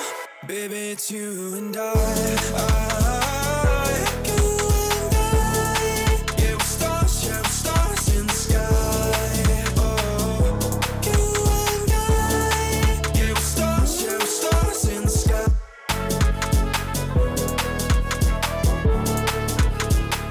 Right, there we are, folks. Apologies for the extended delay on that one. We're getting in now with our first quarterfinal of the day, which is, of course, going to be FALKE ESPORTS versus NAGUAL, PLANTA, or NP, because I definitely feel like I'm butchering that one. So, of course, apologies. I'd like to just first up apologise for the extended break on that one. I know that was a bit longer than anticipated, but we're getting there. We had a few issues. I think we were behind in terms of where we were in the games, and then we had a bit of an issue getting a player into the lobby for the last minute. But we're in now, and hopefully from here it should just be smooth sailing in game. We should be in game fairly quickly for now. So we got on the border this time. Very different map from Chalet, of course. Border, you haven't played much. You know, border is frags. Border's all about gunning. So hopefully there's a lot of fragging in this game, a lot of awesome gunplay. Attack bans, Ying and Montaigne being taken off the board. Fairly to be expected. Montaigne was MP's ban last game, if I'm recalling correctly as well. Not seen FALKE play yet, and that's caveat. I believe it's FALKE. I googled it. I think it's FALKE. Their logo looks like a bird, so I'm going to FALKE. That's my guess. It's a Spanish org. I'm sorry if I'm getting that name very, very wrong. Please tell me if someone did those FALKE. Please tell me if I'm butchering that name and getting it wrong, because I would feel really awful with that's my first time doing this with a proper org and I'm butchering the name. So I'm going to go with FALKE and NP for the team names for now. And of course, for our defensive ban, we're going to be seeing this army. Now that was causing a lot of problems for NP on the previous map. A lot of problems. So I'm not surprised that that's what they want to be getting rid of here, if I'm being honest. I think that's a fair judgment to be wanting to get rid of it. So, FALKE, they're going to be starting on the defensive side. They're going to be starting with an Armory and Archives defense. Exactly what you'd expect to see from Border. Probably one of the most common defensive site setups in this entire game. Or not setups, but, you know, starting sites in style game. If you're going to play Border, Armory Archives is where you're going to be ending up to start. So, going to be getting into it now. Load into first round of this second, or this first, should I say, quarter-final here. Now, of course, we've had the benefit, the one benefit of this is we've been able to watch NP play previously. We watched them play the first, their first map against Peakzai's Ram Ranch, which of course went all the way to a 7-8 overtime, and some premature GGs and 1v3 throwing aside. Peakzai's Ram Ranch put up an amazing fight through the entire series, and it was a very entertaining one to watch. And of course, my first actual game of casting 5v5 goes all the way to a 15-rounder overtime game. It was a great game. I would, if you're watching this on YouTube after say that all said and done, please go back, have a watch. It was amazing. But we're here now for FALKE versus NP. NP, of course, proved themselves. Kaizen absolutely lit up on the attack in the previous maps. So I'm really hoping we'll see more of that, because that was amazing. But look at all those stuns. If you direct your eyes to the top of the screen there on the right side, you can see we've got 6 and 6. We've got 12 stuns on the board there. If we pop open the overlay, we can see everyone bar Kaizen is bringing a set of stun grenades. So this is definitely Border. Forever's downstairs on the roam. Thanos tuck-tushing CCTV. Bombi, Siku and Rafa are playing much closer to side. So fairly standard defense, what you'd expect to see here. And one thing you're going to know with Border is he's going to be very aggressive very early on. Dano's going to get droned out, and he's likely going to be the first point of contact here. Though could be waiting outside the door. Kun's just waiting to see if he can get a freebie. And I saying he's going to be clearing the east stairs, make sure it's all clear. Makes his way in. Forever is the first one to drop there. Kaizen, continuing his dominance from the last game, gets his first kill there. I believe that's the security window there. And then 2 minutes into the round, good start there for the MP. And now they're just waiting. Oh, Bombi, he wants to go for something here. He's going to have to hold still for a minute, though, for the line scan. He's just waiting. He hears the movement. Hears the proximity alarm go off. And now it's time for him to make something happen. Yellow ping's going out onto the 90 player. this could get very dicey for Dano here. He's tucked in. They know where he is. And I don't know if he knows he's got to play behind him. No, he doesn't. Greco gets the kill. 3 versus 5 MP. Final line scan goes out. Logic bomb as well, popping off. There's going to be a kill. Bit of spray through the wall there from Seiko. Greco takes a lot of damage, but not quite enough to lose his life. Rafa backs back, but immediately gets traded by Kaizen. Now, Seiko, he wants to contest this 90 player. He's going to spray out, give his position away, but it's the DMR on the other side. But it is not enough to finish the job. Seiko gets the kill, shotgun in hand. He's not going to be able to quite get it. Kaizen on a triple for the first round here. Bombi gets one onto Venom Zero, but pretty sure this is done here. So 1v2, make it a 1 versus 1. Just as I say, done deal. Maybe not Bombi. He's going 2-0 at the minute. He's 2-0 versus 3-0 on the kills here. Does Kaizen make it a quad? Does Bombi make it a triple? 50 seconds left on the clock. Diffuser. That is the question. Where is our diffuser? It's stuck outside the window here. So Bombi should have watch on it. He should know it's out there. But Kaizen does know where he is. He does have that advantage. But he's going to give his position away, getting the window open. Just going to be seeing what he can make happen here. 30 seconds on the clock still. Frag grenade goes out. Going to make it smart. It's just going to be 1 versus 1 to the side. Who takes this first round? Bombi's going to be creeping away here. There. Creeps over into security. Which gives Kaizen the opportunity. Now he's got a choice here. Is Kaizen going to go back outside onto the balcony, get the diffuser? Yes, he is. He's got 15 seconds now, so he's got to sort of start getting the go. He's going to push him through office, but he's just going to walk straight into Bombi's line of sight, and Falk secured a first round on board. A really dicey first round there. Went absolutely down to the wire, but 2 versus 1 from Bombi. Pushes them right over the line, and most importantly, right into the win.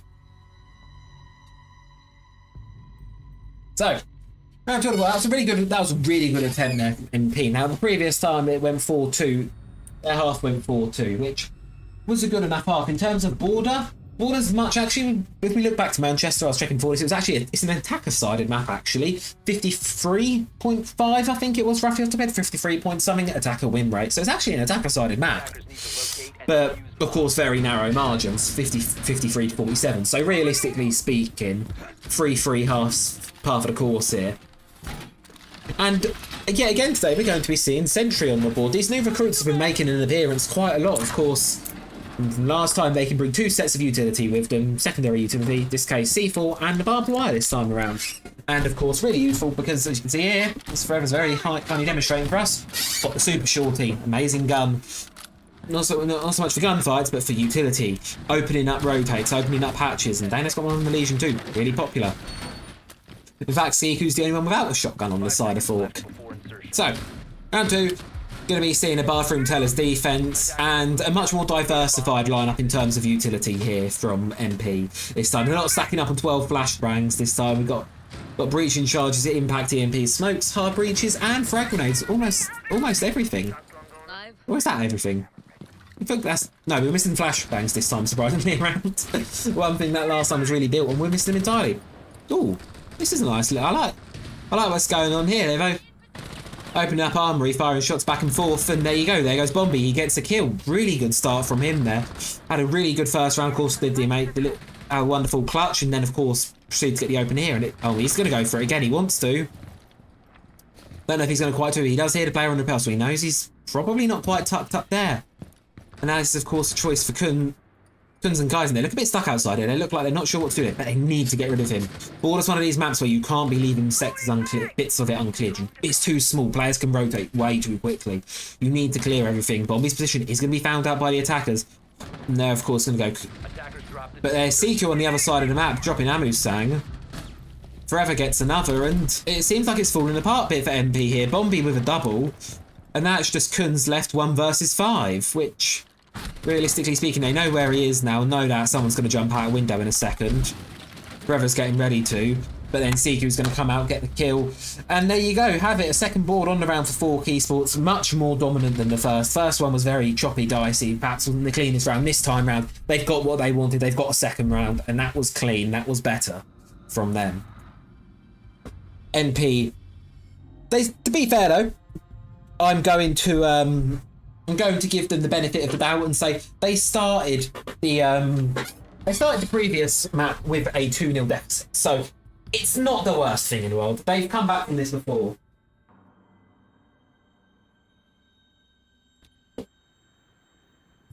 Defenders, protect your bombs from being defused by attackers. Sorry. Right, okay, we're back into it. Sorry about that. Well, just a little bit of moments. And we're seeing the G2 strat from Dano and Forever there. The old famous G2 VP strat from Villa, I believe that one was. So, round 3 now. It's just a case of who is actually going to... sort of who's going to be able to take a bit of a step forth and who's going to be able to win this one. Love this with the Oryx. All the rotates coming out and... Forever... 10 seconds to insertion. Forever's obviously swapped on to the Oryx now. Obviously, Bombi this time he decided to go for the Tuberal with the DMR. Also, Zoto canisters, they're amazing for burning time, and time is really of the essence on border. Have to clear everything, so it can take quite a while, and you often, all the time maps you do often see going down to the wire. Utility-wise, much wider from both teams here, but 3 C4s on the board for Fork. That's going to be a fun one, I reckon, to be on the receiving end of. Combine that with the Valkyrie cameras, and it's going to be a very explosive round, I feel. We got one coming up. But of course, before we can get even into that, we've got to get into the building here. And this is where it's all about Bombi. He's holding a very, very tight angle over here. And he says, first logic bomb comes in. And I reckon they can use the chaos of that. But here's where the C4s are going to come in. Look at it. Siku's got the read. He knows they're in security. He knows they're making a movement. He can just ping it out to his teammates and someone's going to get a freebie sooner or later. Freebie, a C4, let's just hope if it is a C4 it's less than 1. Because if you're MP in this perspective, you're not going to really want to be losing a lot of players with C4. You are able to get some utility out of the clutch drones there. Bit of a spray and a pray from Venom Zero, but not quite enough to be able to confirm the kill. Kaizen, he's hopping straight in.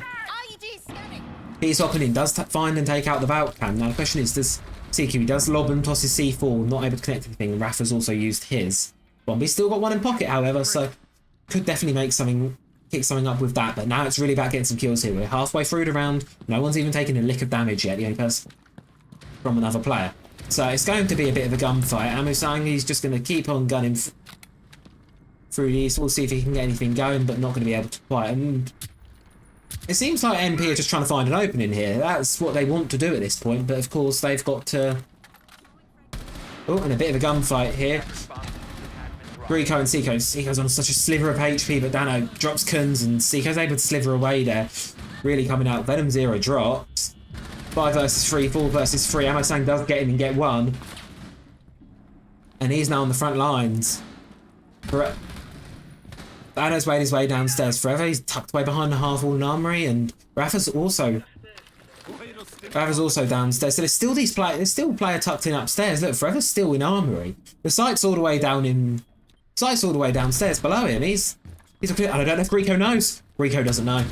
Rico doesn't know, and Forever's just going to get an absolute freebie onto him, putting him and his team in the driving seat in man count again. Here's another one going into army. Flashbang does go in, but not going to blind anyone. Bit of a spray going out from Forever, and he's cautious that it's going to be another player. Rafa gets one, and now it's Amusang left in armory, having a bit of a spray battle here. SMG-12 out in hand is going to be ring around the posies, but there's another player coming in. Dano's coming in. And it's going to be a bit of a fight between the two of them. Dano's going to get confirm the kill and Fork secure a 3rd round. Looking good again. That was a really, again, just a really good round from them. They seem to be struggling a little bit with these attacks here. They're not. I'd argue it's in the kill department. You've had 3 rounds, an opportunity for 15 kills, and if you exclude the 4 kills that happened in the first round, in the previous 2 rounds we've had 3. No, 2. We've had 2 kills across the last 2 rounds. It's not been pretty if you're the side of NP. First round was very close, but since then it's just been a bit of a slaughterhouse really on border here. And they could be... And it's a struggle to see what they want to do, because they're losing gunfights evidently, and map control's not being gained away. You saw that Forever, he was tucked away in armory very late into the round. They didn't know he was in there. It was a drone issue, a miscommunication issue. They didn't know he was in there. He got a freebie, and then because of the numbers advantage, Fork were able to bring more players upstairs to the situation and create a 1 versus 2. That was nigh on impossible for Amusang to win. So realistically speaking, that wasn't going to be a round that MP were going to walk away from. Now we've had a full side rotation. Now we're back up to armory lockers. This is where we want to see MP win something. They're attacking a site for the 2nd time now. We want to see them start winning something here. This is what we're hoping for. However, he's just continuing to make rotates downstairs, as you do with the Oryx. It's quite a lot of fun to watch people dash through walls, and it's going to be a repeat for Dano. Going to be the first one here. Going to be trying to protect this security area. And if it is anything like previously, it's going to be very aggressive. Raph has also managed to get his up here as well, progressing a very aggressive angle. Of course, mirror window's already been smacked out a bit, but he wants to go swinging with this SMG-11. And forever. He gets one onto Greco, downstairs with the Oryx, and this is the thing, Oryx is a really useful operator and all. Seeker's got intel. And Bombi drops Venom Zero just like that. And suddenly, it's looking very, very dangerous here yet again for NP. Again, it's got a couple of players in the map now, but they've not got really much for it. All they've done is lost 2. Still trying to clear out their security player, and that's going to be a tag team job between Amosang and Kunz. But there's a run out there from Dano, gets one. And Amosang, he's got to answer back. He's got the 417 in hand. DMR hits like an absolute truck. He used the smoke, cover off the rotate, and now he's going to be pushing. He's going to get the kill into Dano, caught looking the wrong way. And it's between him and Kaizen now to be able to turn this 2v5 into a victory. Very tight angle there. Being held. Amosang get rid of it, but the players of FALKE a conversion on him, and they give him one. Forever drops, but he doesn't know about the one behind, and now it's Kaizen left 1 versus 2. So it's winnable. He won a 1 versus 3 on the attack last game. He can do this, but he doesn't know where C2 is tucked there, and FALKE secure a 4th round, and we're almost there. You say running away with this one a little bit.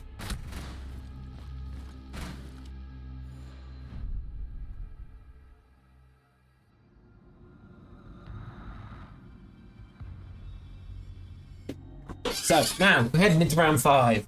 It's been dominant for FALKE so far. The first round was a close one, and it looked like we may have another close game on our hands. However, sort of as it's progressed a bit more, that's been less and less likely. This Oryx has been absolutely, they're passing him around like a hot potato, really. Everyone's sort of getting a bit of a go on Oryx. Forever and Bombi sort of passing him back and forth a bit. And it's been working for them so well. The mobility that the Oryx provides you with those remar bashes and the ability to jump up hatches as well. The ability is unparalleled. Mobility is unparalleled in Siege. He can get anywhere very quickly in a very small map, like because you look at Border, it's a very, very small map, all things considered. I can fit the entire thing on the screen. It's a very small map. So in that sort of sense, having that mobility is really useful because you can clear an area within about 5 seconds. It's no longer clear. You need a really intricate network of drones to sort of be able to get away with it. And NP just seem to be struggling with the intel game. A lot of players are getting behind them because FALKE are playing this really clever. They're stacking up players as well, which is something else I really like to see. They're stacking up players that give it more of them. They're really, really doing a good job of this, turning the 1v1s into 2 versus 1s and just isolating the players. I'll be curious to see how their attacks look, whether they're sort of the same precision, surgical sort of nature, because look, Bombi here, he's chilling around up in security. Logic Bomb's going to go out, and Forever, look, he's ready, he's aggressive, he's ready to make a run out. Ugly Sweater Camo and Phase Charm on hand, but someone's going to catch him from the backside, and he's going to have to pull off from that position. Bombi's ready, he's watching underneath, but he knows there's players nearby. He knows they're coming for him.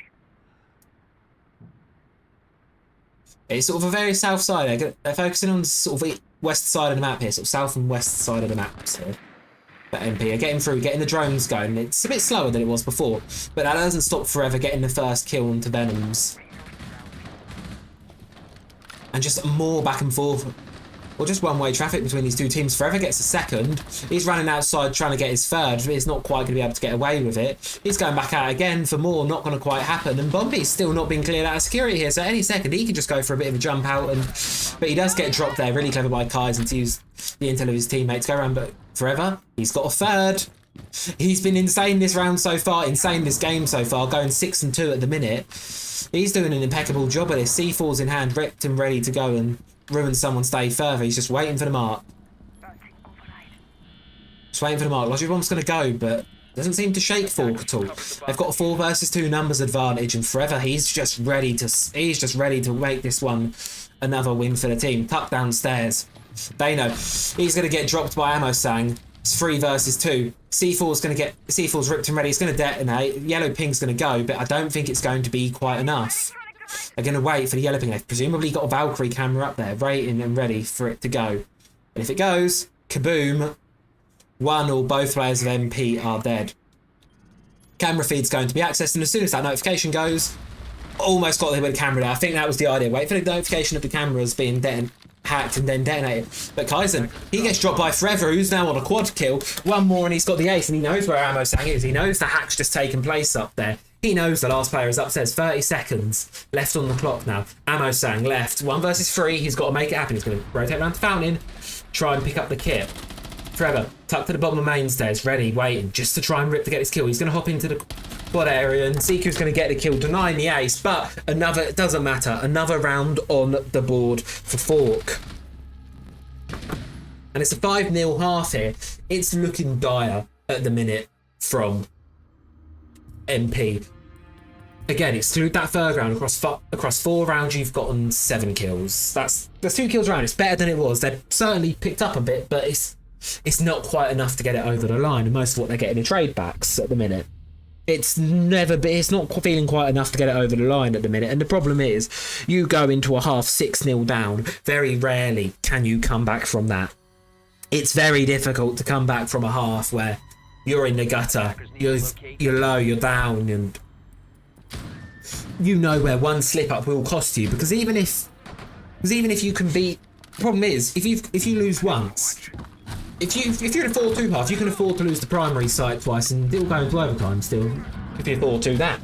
Problem is, if you're in a 5-0 or a 6-0 position, not only do you start the half when mental's arguably at its lowest because you've just been pummeled 5-1, 6-0, mental's at your lowest at that point, and the first thing you have to face is their strongest objective with the way Siege works.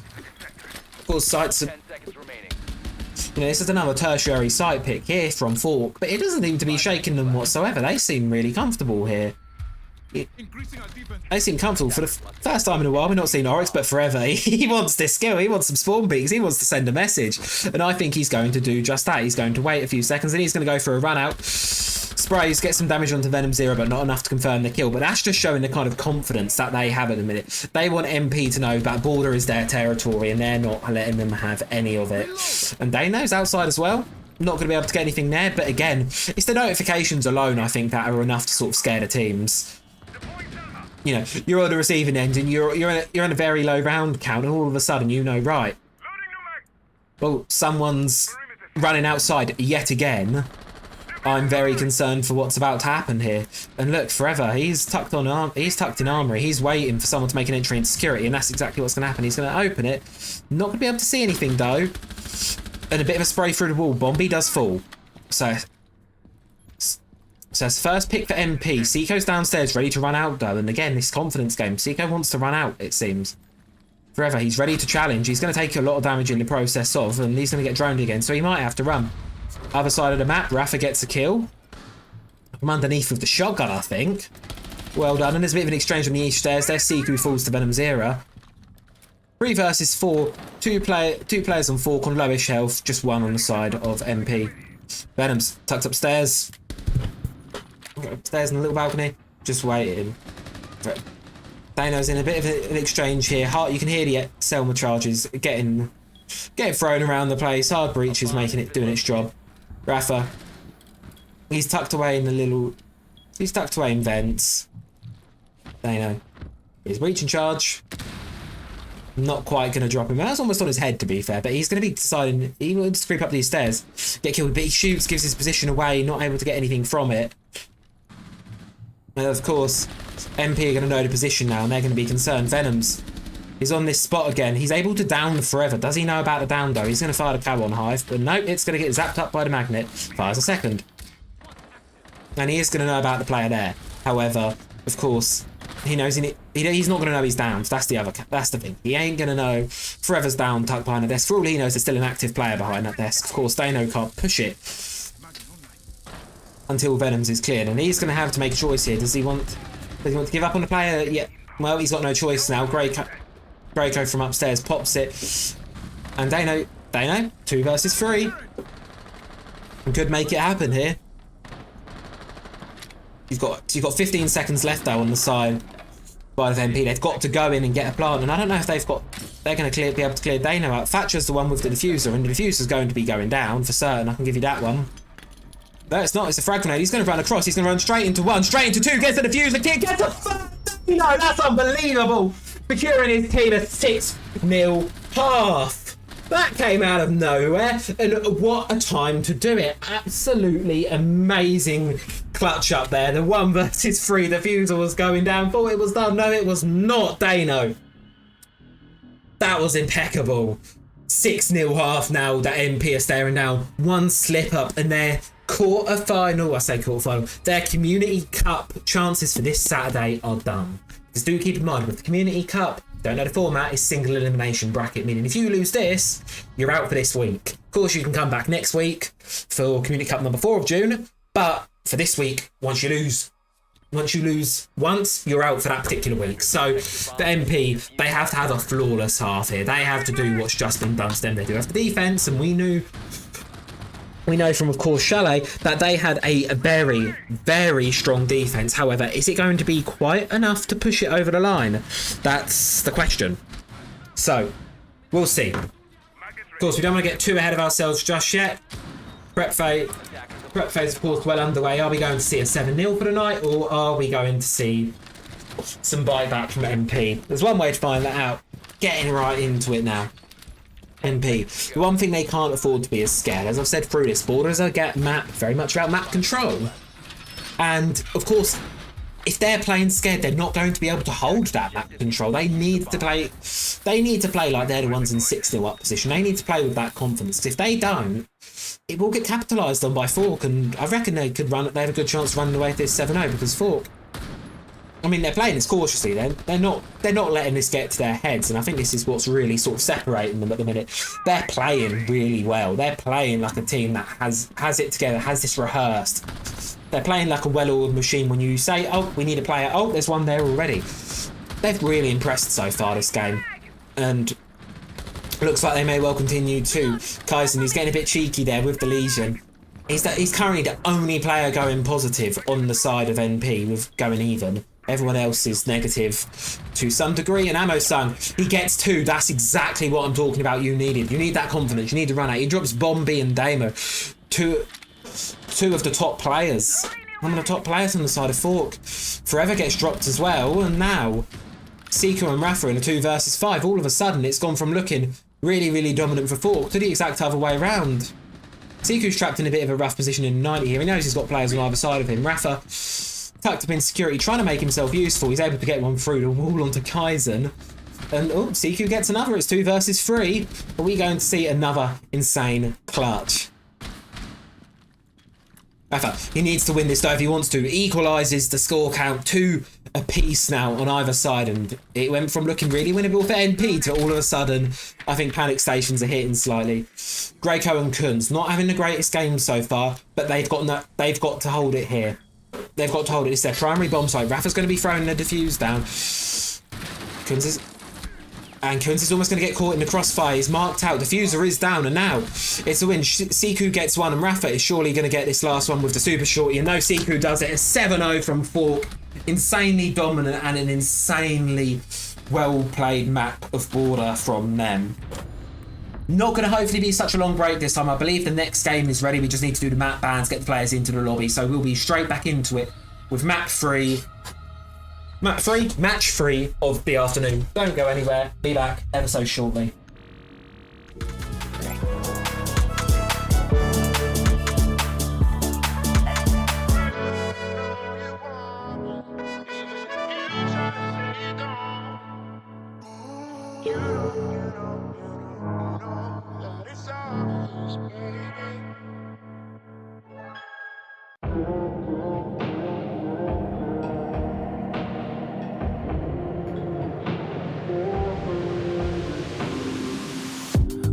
A little rain on my suit.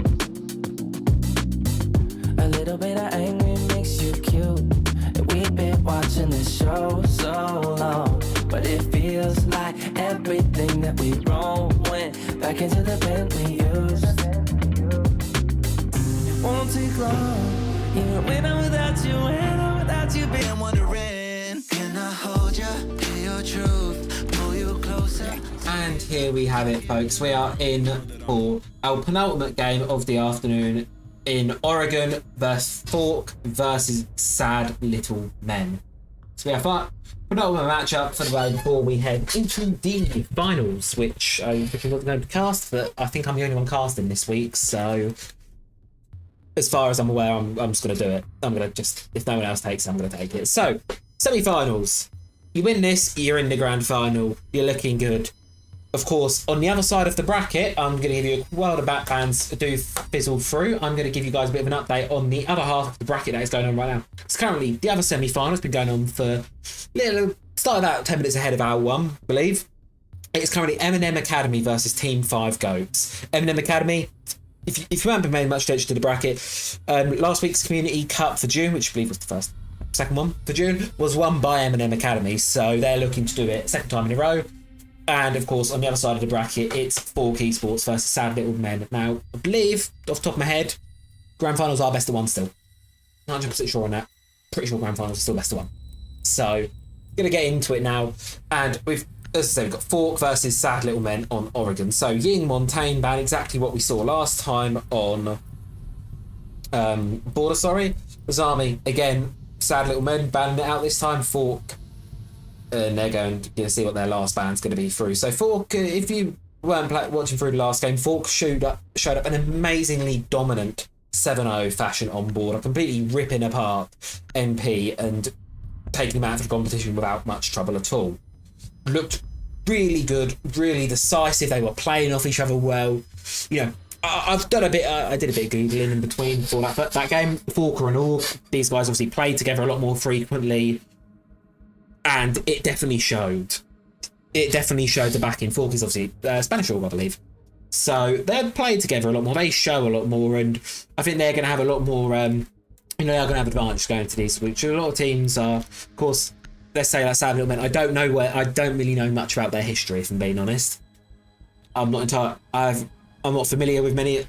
I'm not familiar with any players. The name Snubby does ring a bell, and Raxi rings a bell, but I'm not entirely sure of the history, if I'm being entirely honest. So I'm going to go what we're seeing in front of us, which was, of course, last game FALKE being utterly dominant. And we're going to see whether they can keep that one up. It's Border, it's the standard, it's the default. Border is the Border? This is Oregon. Oregon is your Rainbow Six Siege 101, if you like. Every good team knows Border. It's one of the few maps that I think very teams will tend to stray away from. They like Border. Oregon. Sorry. Oregon's it's a very popular pick amongst teams.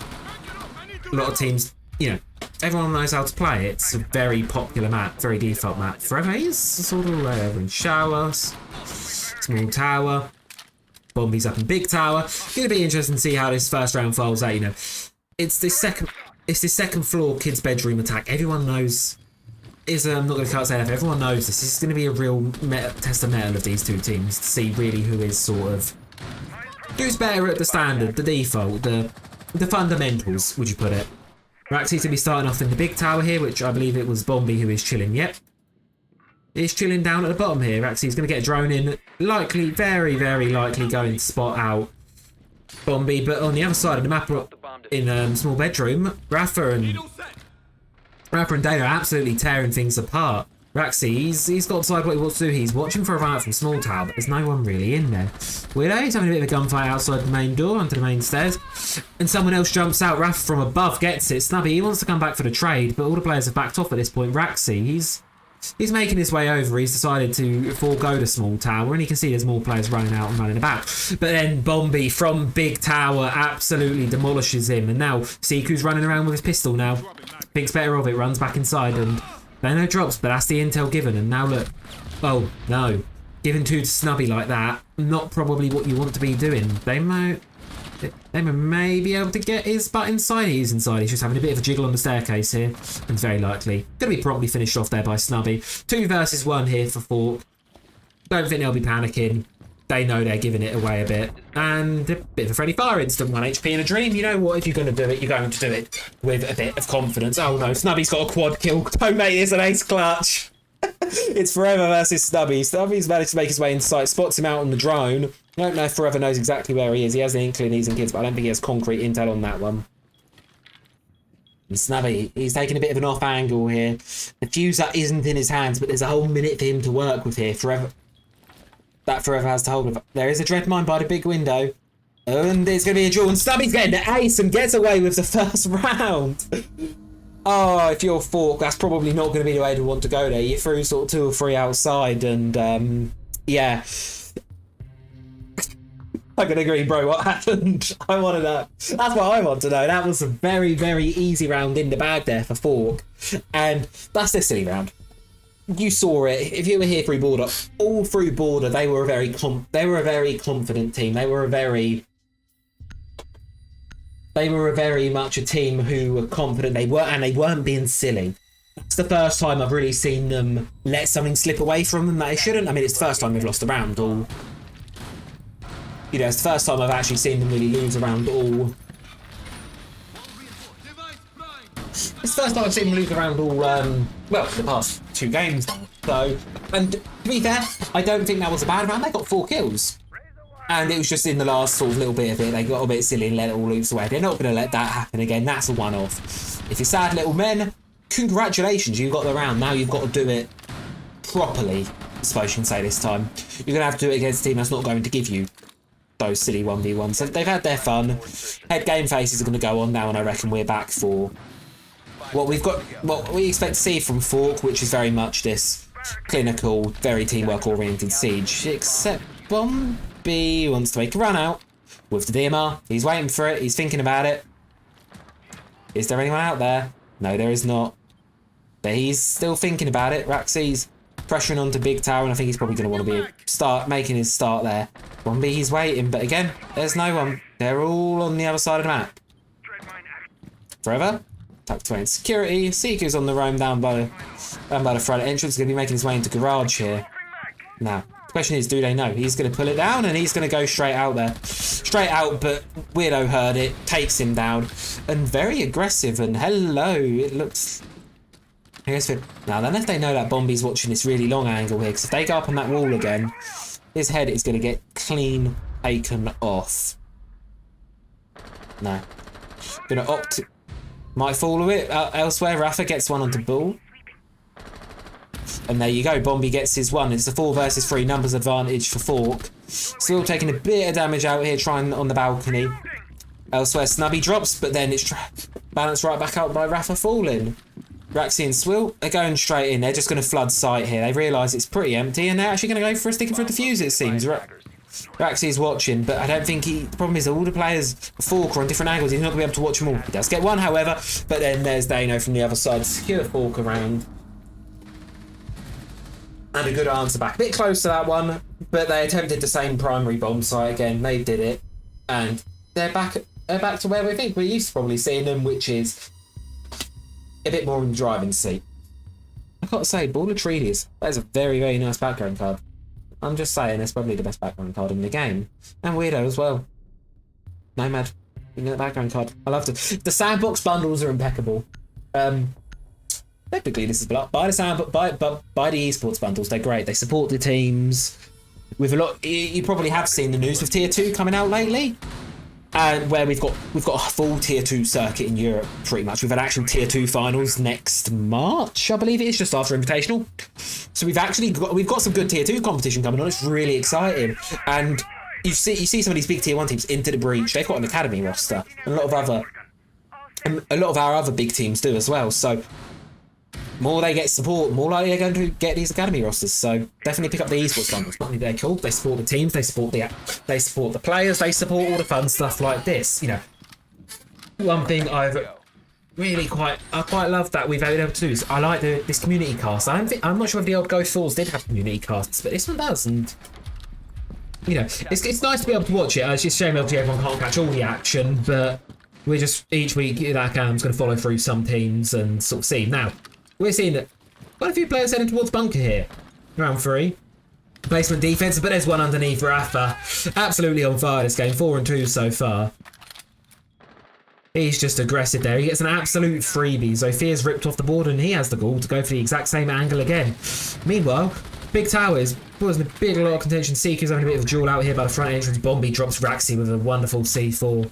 Siku, he's deciding what he wants to do here, whether he wants to keep engaging or whether he wants to fall back and hold off a little bit. Forever. Bombi, he's still tucked up in Big Tower. He's not quite on the top bit, but he's still there. He's having a bit of fun with his drone right now. Drone's going to go. And now it's time to see what he can get cooking, because he's about to get absolutely... Also, they know he's coming down though. Rafa continuing to have a really good job down there by bunker. Snuffy. And he's going to go out, get the Flores, wait for the Flores drone to go, and back inside he goes. They do get big tower control, but it's Weirdo left in a 1v5, and it's not a great trade. If you can do the maths, you do not want to be left in a 1 versus 5. He's got big tower, got 2 minutes to do with, but that's all he's got. And I think, unlike the last time, Falk aren't going to give him anything. They're going to play this cautiously. And just as I say that, Rafa seems to want this. He wants to get some more kills, and he's going to get dropped. He's going to get dropped for that. But Weirdo, he's in a bit of a precarious position now. They know where he is. They know he's trapped away in Big Tower. Until they hear a repel, they know he's not going anywhere else. So load up ARX. Now, the ARX is one of these guns. It's probably not great for multi-kills. 20 round mag capacity, so it's a bit small. It's a lot smaller than some of the other guns in the game. And Siku's running out. He's going to be doing a bit of a interesting rotate here, Forever as well. And they're just collapsing in on him. They really want this done. And Weirdo, he's going to left it all do. He's going to hop out. He's going to get one. Now, this is the point, but we don't want to throw this away if we're Falk here. As much as it looks like a rag lobby in a way, the way they're all just running out on him. And there you go. Bombi hops out and gets it. Good little run out there. Make sure he's got the players on the other side, so even if he doesn't mop up the kill, there's players right there, as you can see. I'm going to mop it up for him. And beautiful, beautiful stuff there from Falk. Second round on the board, looking like they're not brushing off much of a sweat. And they're looking like they're having fun with it, which is really nice to see. You know, they obviously the previous game they did they definitely played seriously. This time round they're having some fun with it. They're having a good old time with it. They're feeling confident. Their winning streak is mostly continuing from the previous map. They're having fun with it. Sad little men on the other side. Got some good starts, gotten some good individual kills. However, it's just not all coming together when push comes to shove at the end of the round. Some of the early rounds have actually started off, you know, one of the early rounds have actually started off quite well. But then from there, it's not really gone to plan. Falk, on the other hand, you know, they're playing well. What can we've learned to expect some really good play from them so far, and they're continuing that one. Bombi putting up absolute numbers. They know. Don't tell me the mirror hiding. They're gonna have some fun. I can smell this is gonna be a bit of a meanie Oregon coming here from Falk. I've got a fear if we get to the attacking half and don't see them Ivory through a window at some point, I'm gonna be really disappointed. And there's sad little men. They're playing pretty standard. Twitch getting rid of the mirror, Thermite, nice bit of exothermic work, and they're going to be starting off as most kitchen dining attacks do, and they're going to be trying to get into small tower. There's no one particularly from Falk holding it. There is a player down in the basement, and just as I down in the bottom of small tower, and just as I say that, Bombi gets a kill from running out on Wolf. Nice. And he's making that DMR sing, and Siku's still stuck at the bottom of small tower, completely. Yeah, he's still not been taken out. He's still causing problems. They know he's out running out elsewhere. Look at this dirty little angle he's got from coming from the classroom. Bombi as well. He's coming up top. He's ready for this one. There's no more default cam. He's gonna hit the big window here, and I guarantee you, he pops someone's head. Bit of a gunfight, bit of a spray.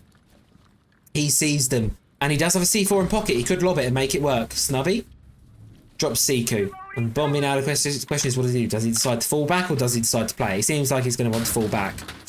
Yeah, he's falling back from that one. He doesn't want to take it anymore. I think they've got their freebies. They're going to run and hide. And the mirror hiding trap does not work in these kind of games, unfortunately, thereafter. Gonna get dropped out. Actually taking a lot of damage hopping out of small tower there. The EMP, it's not the greatest gun in the game, and it shows there. It's not going to be quite enough to get the kill. Specialist does forever know about the one on. So he's in a bit of a pickly position now. Does he know? Yes, he does, but he misses the shots. Ball gets the kill. And sad little men take a numbers advantage. It's down to Bombi, and they know. They haven't seen Bombi. He gets one. Is he good for any more? There's a bit of a gunfight going out. He gets to that third. Nicely shouldered the DMR on head. And spimmed right. Wow. Great teamwork, guys. Really good teamwork there, but I don't think he's going to know there's one behind him, but he might get the chance to... Nope, he's not. Snubby's going to make sure that does not happen. And it's 1 versus 2. Dano, Attackers have recovered their diffuser. you didn't stim up your buddy, so you got to win the round now, because we all know if you don't stim up your buddies and you lose the round, it's all on you regardless of what else happened. 1 versus 2, Dano. He wants to come. He's got to make this happen. He's got 40 seconds to hold off, but when he's going to be going for the flank. We've talked about the MP5 and the ACOG. That is a duo as famous as Sieges itself, and he's going to get 1 with it. Can he make it 2? He knows where it is. Doesn't get any damage. Snubby, plant and diffuser. We've seen a bit of a run round here. Diffuser's going down. Dano's going to be pushing up. Diffuser does go down, and now Dano left 1 versus 1. Post plant situation. Snubby's just got to hold it for mass in hand. That thing shreds. That thing has such a high rate of fire.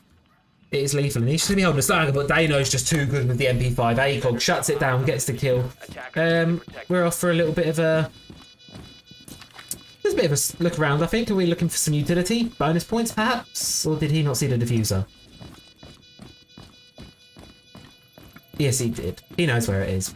We're just having a bit of fun. Just having a bit of a run round, you know, stretch the legs a little bit. Make them think they might have ever so slightly gotten away with that one, but no, they did not. Falk take round 4 and bring it back from a numbers deficit. Now they're being tested a little bit. I mean, admittedly, you can see they're not taking this game quite so seriously as the last one. I don't think they're taking this one in a lot more of a relaxed form. I think, you know, I'm going to look at Falk's history through the game. Now they beat Looking for OnlyFans 7-3 earlier on, and then of course they smashed through. MP, NAGUAL PLANTA.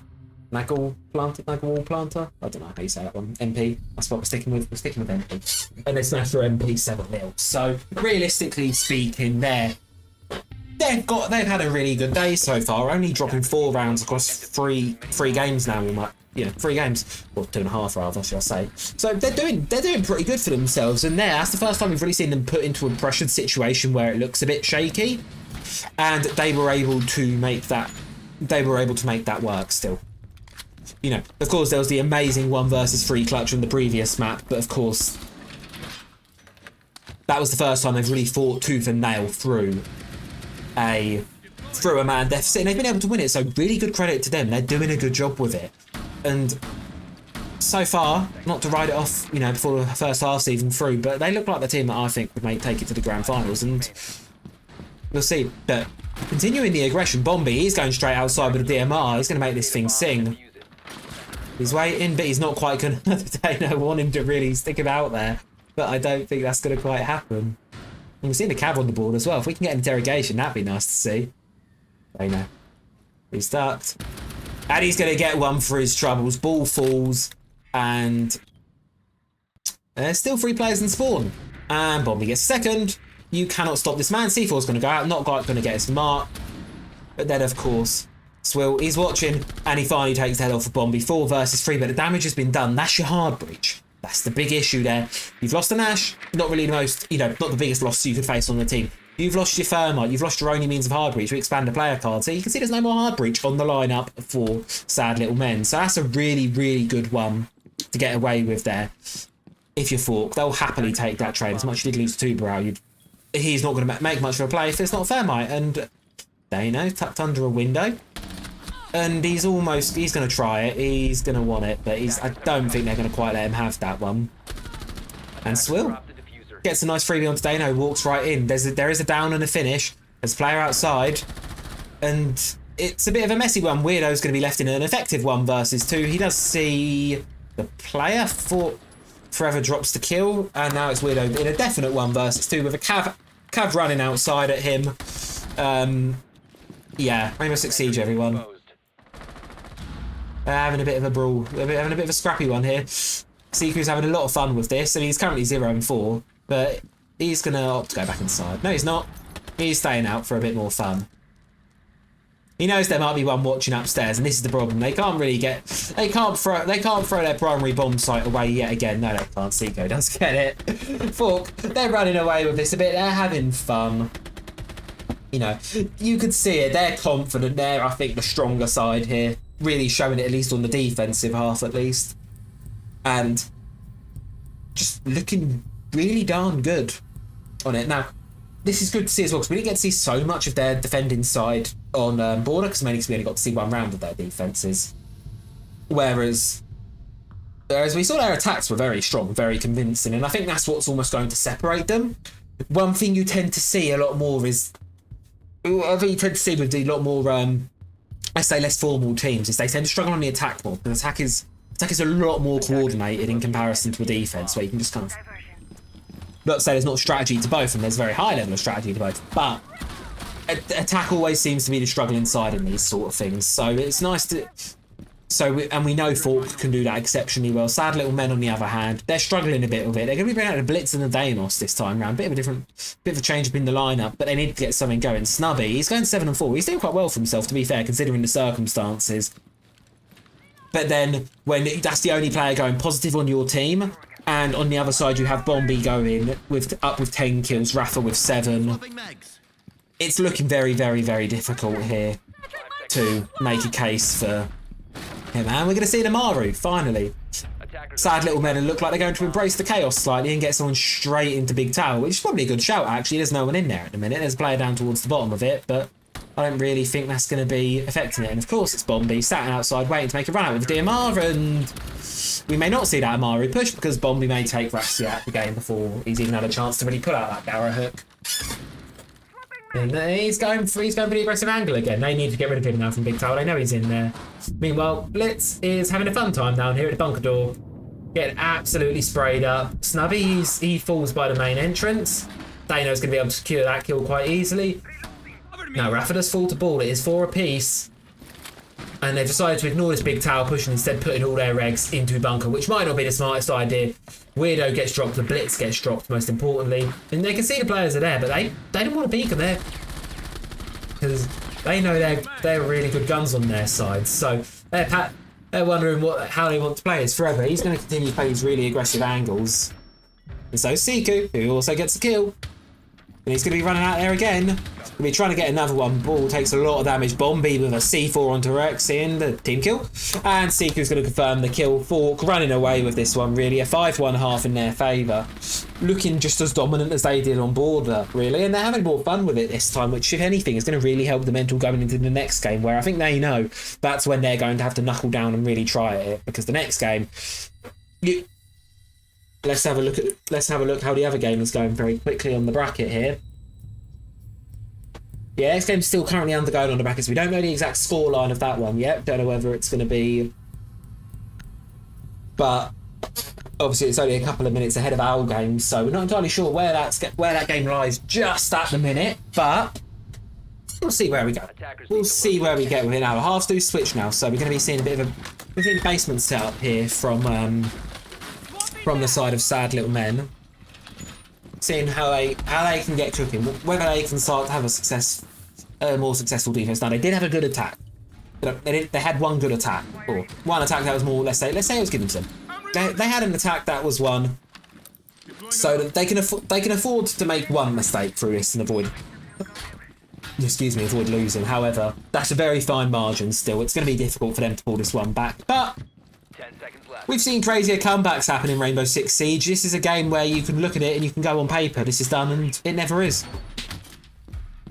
Snubby's been putting up numbers, the other players have been warming into it a bit more. They've still got a fair chance of winning this, I reckon, but Siku...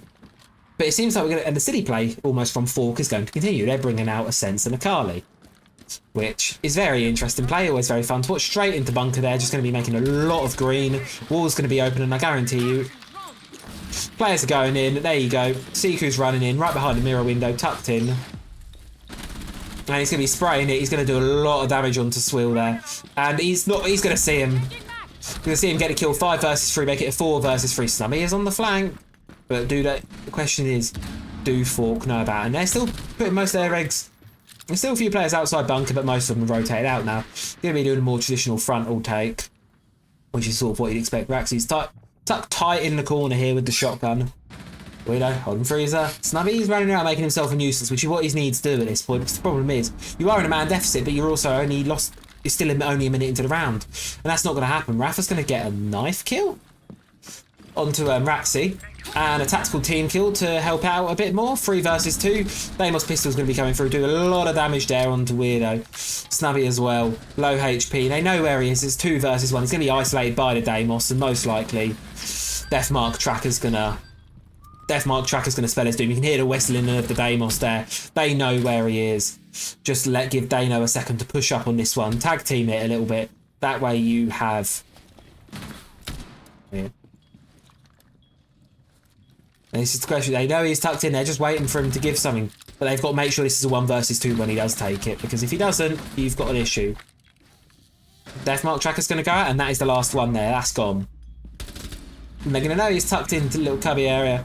And they've got to take a little bit of a tactical teabag there from Dano. He's going to be running around. They're running in after him now, but he's able to get one. Snubby. We know Snubby's good. He does only have, 9 HP, though, tucked in the corner with the shotgun. Dano's got a plan. He's got 50 seconds to do so. He's staring at the goon mine. He's thinking about it. Or he's going to try and walk around it. And he's going to go for some pistol kills. But he's not going to do it. Snubby with the shotgun. Secure sad little men there. Second half. And that was a little love tap from the shotgun there. Beautiful shot from Snubby. Now, that was a good attack there from Falk. That was a very good attempt there. And it's hard... There was certainly a bit of silly playing there, but I don't think it was enough. I mean, to be fair, I wouldn't be surprised if they wanted to lean into sense. They feel like the kind of team that probably actually could capitalise on that chaos quite well, to be fair. So 5-2 at the minute. And we're going to be seeing a double sniper combo with a shield and a Deimos and a Nash. Versus all of the other kit. This very standard looking lineup on the side of Sad Little Men. A lot of traps though, which I think it's a good adaptation to counteract all of that. Well, it's a lot of traps, 4 trap operators, by me. A lot of trap operators trying to really counter this aggressive play that is coming from 4. Because you get aggressive, at a point you will become sloppy. You have to control that pacing. And if you've got frost mats everywhere, Legion boom mines everywhere, Capcan traps, fawns and Mute, massive benefit to this lineup, because what does Mute have? He has this wonderful thing of he denies intel, so they're not going to know where these traps are exactly placed. They can't get drones into sight, and little frostbats like this may prove very, very, very dangerous. Look, there's a trap there, trap on this door. There's traps everywhere in this house. It's like walking it. It's like you're playing Home Alone almost. And someone's outside. That's going to be Snubby going for some kills. Now he needs to play his life carefully here, as I was saying, because he has this... Of course, he is on the... He's the one doing... He's the only positive one at the minute for Sad Little Men. So he needs to be doing well. Because if he falls, you've got a massive problem. And he's just about going to be able to escape upstairs to sight with his life there. Only 20 HP and not really much. He's going to have to do something. And he is. Sneaku's going to drop, but I don't know if he knows there's a second one there. No, he does not. Dano with the bearing 9. Going to get one. Not going to be able to quite get the second. Bombi gets 1. 2 versus 3. Numbers advantage reigns in favour of Sad Little Men. Massive battle here going out for the master window. Draxton is going to be thrown, but immediately shut out by Raxi. A sort of bit corner outside it. Deimos Tracker is going to be used to try and move this fawn about. It's going to move her enough to do some damage, and enough to move again to do a down, but not going to be... And that's what you want. Now, Weirdo and Ball left, 2 versus 2. Bombi and Rafa on the other side. He's going to go for the run-up. He was going to go, I think he's going to try for the knife there, but Weirdo's just too quick on the draw with the buys. Bison? That's 9x19.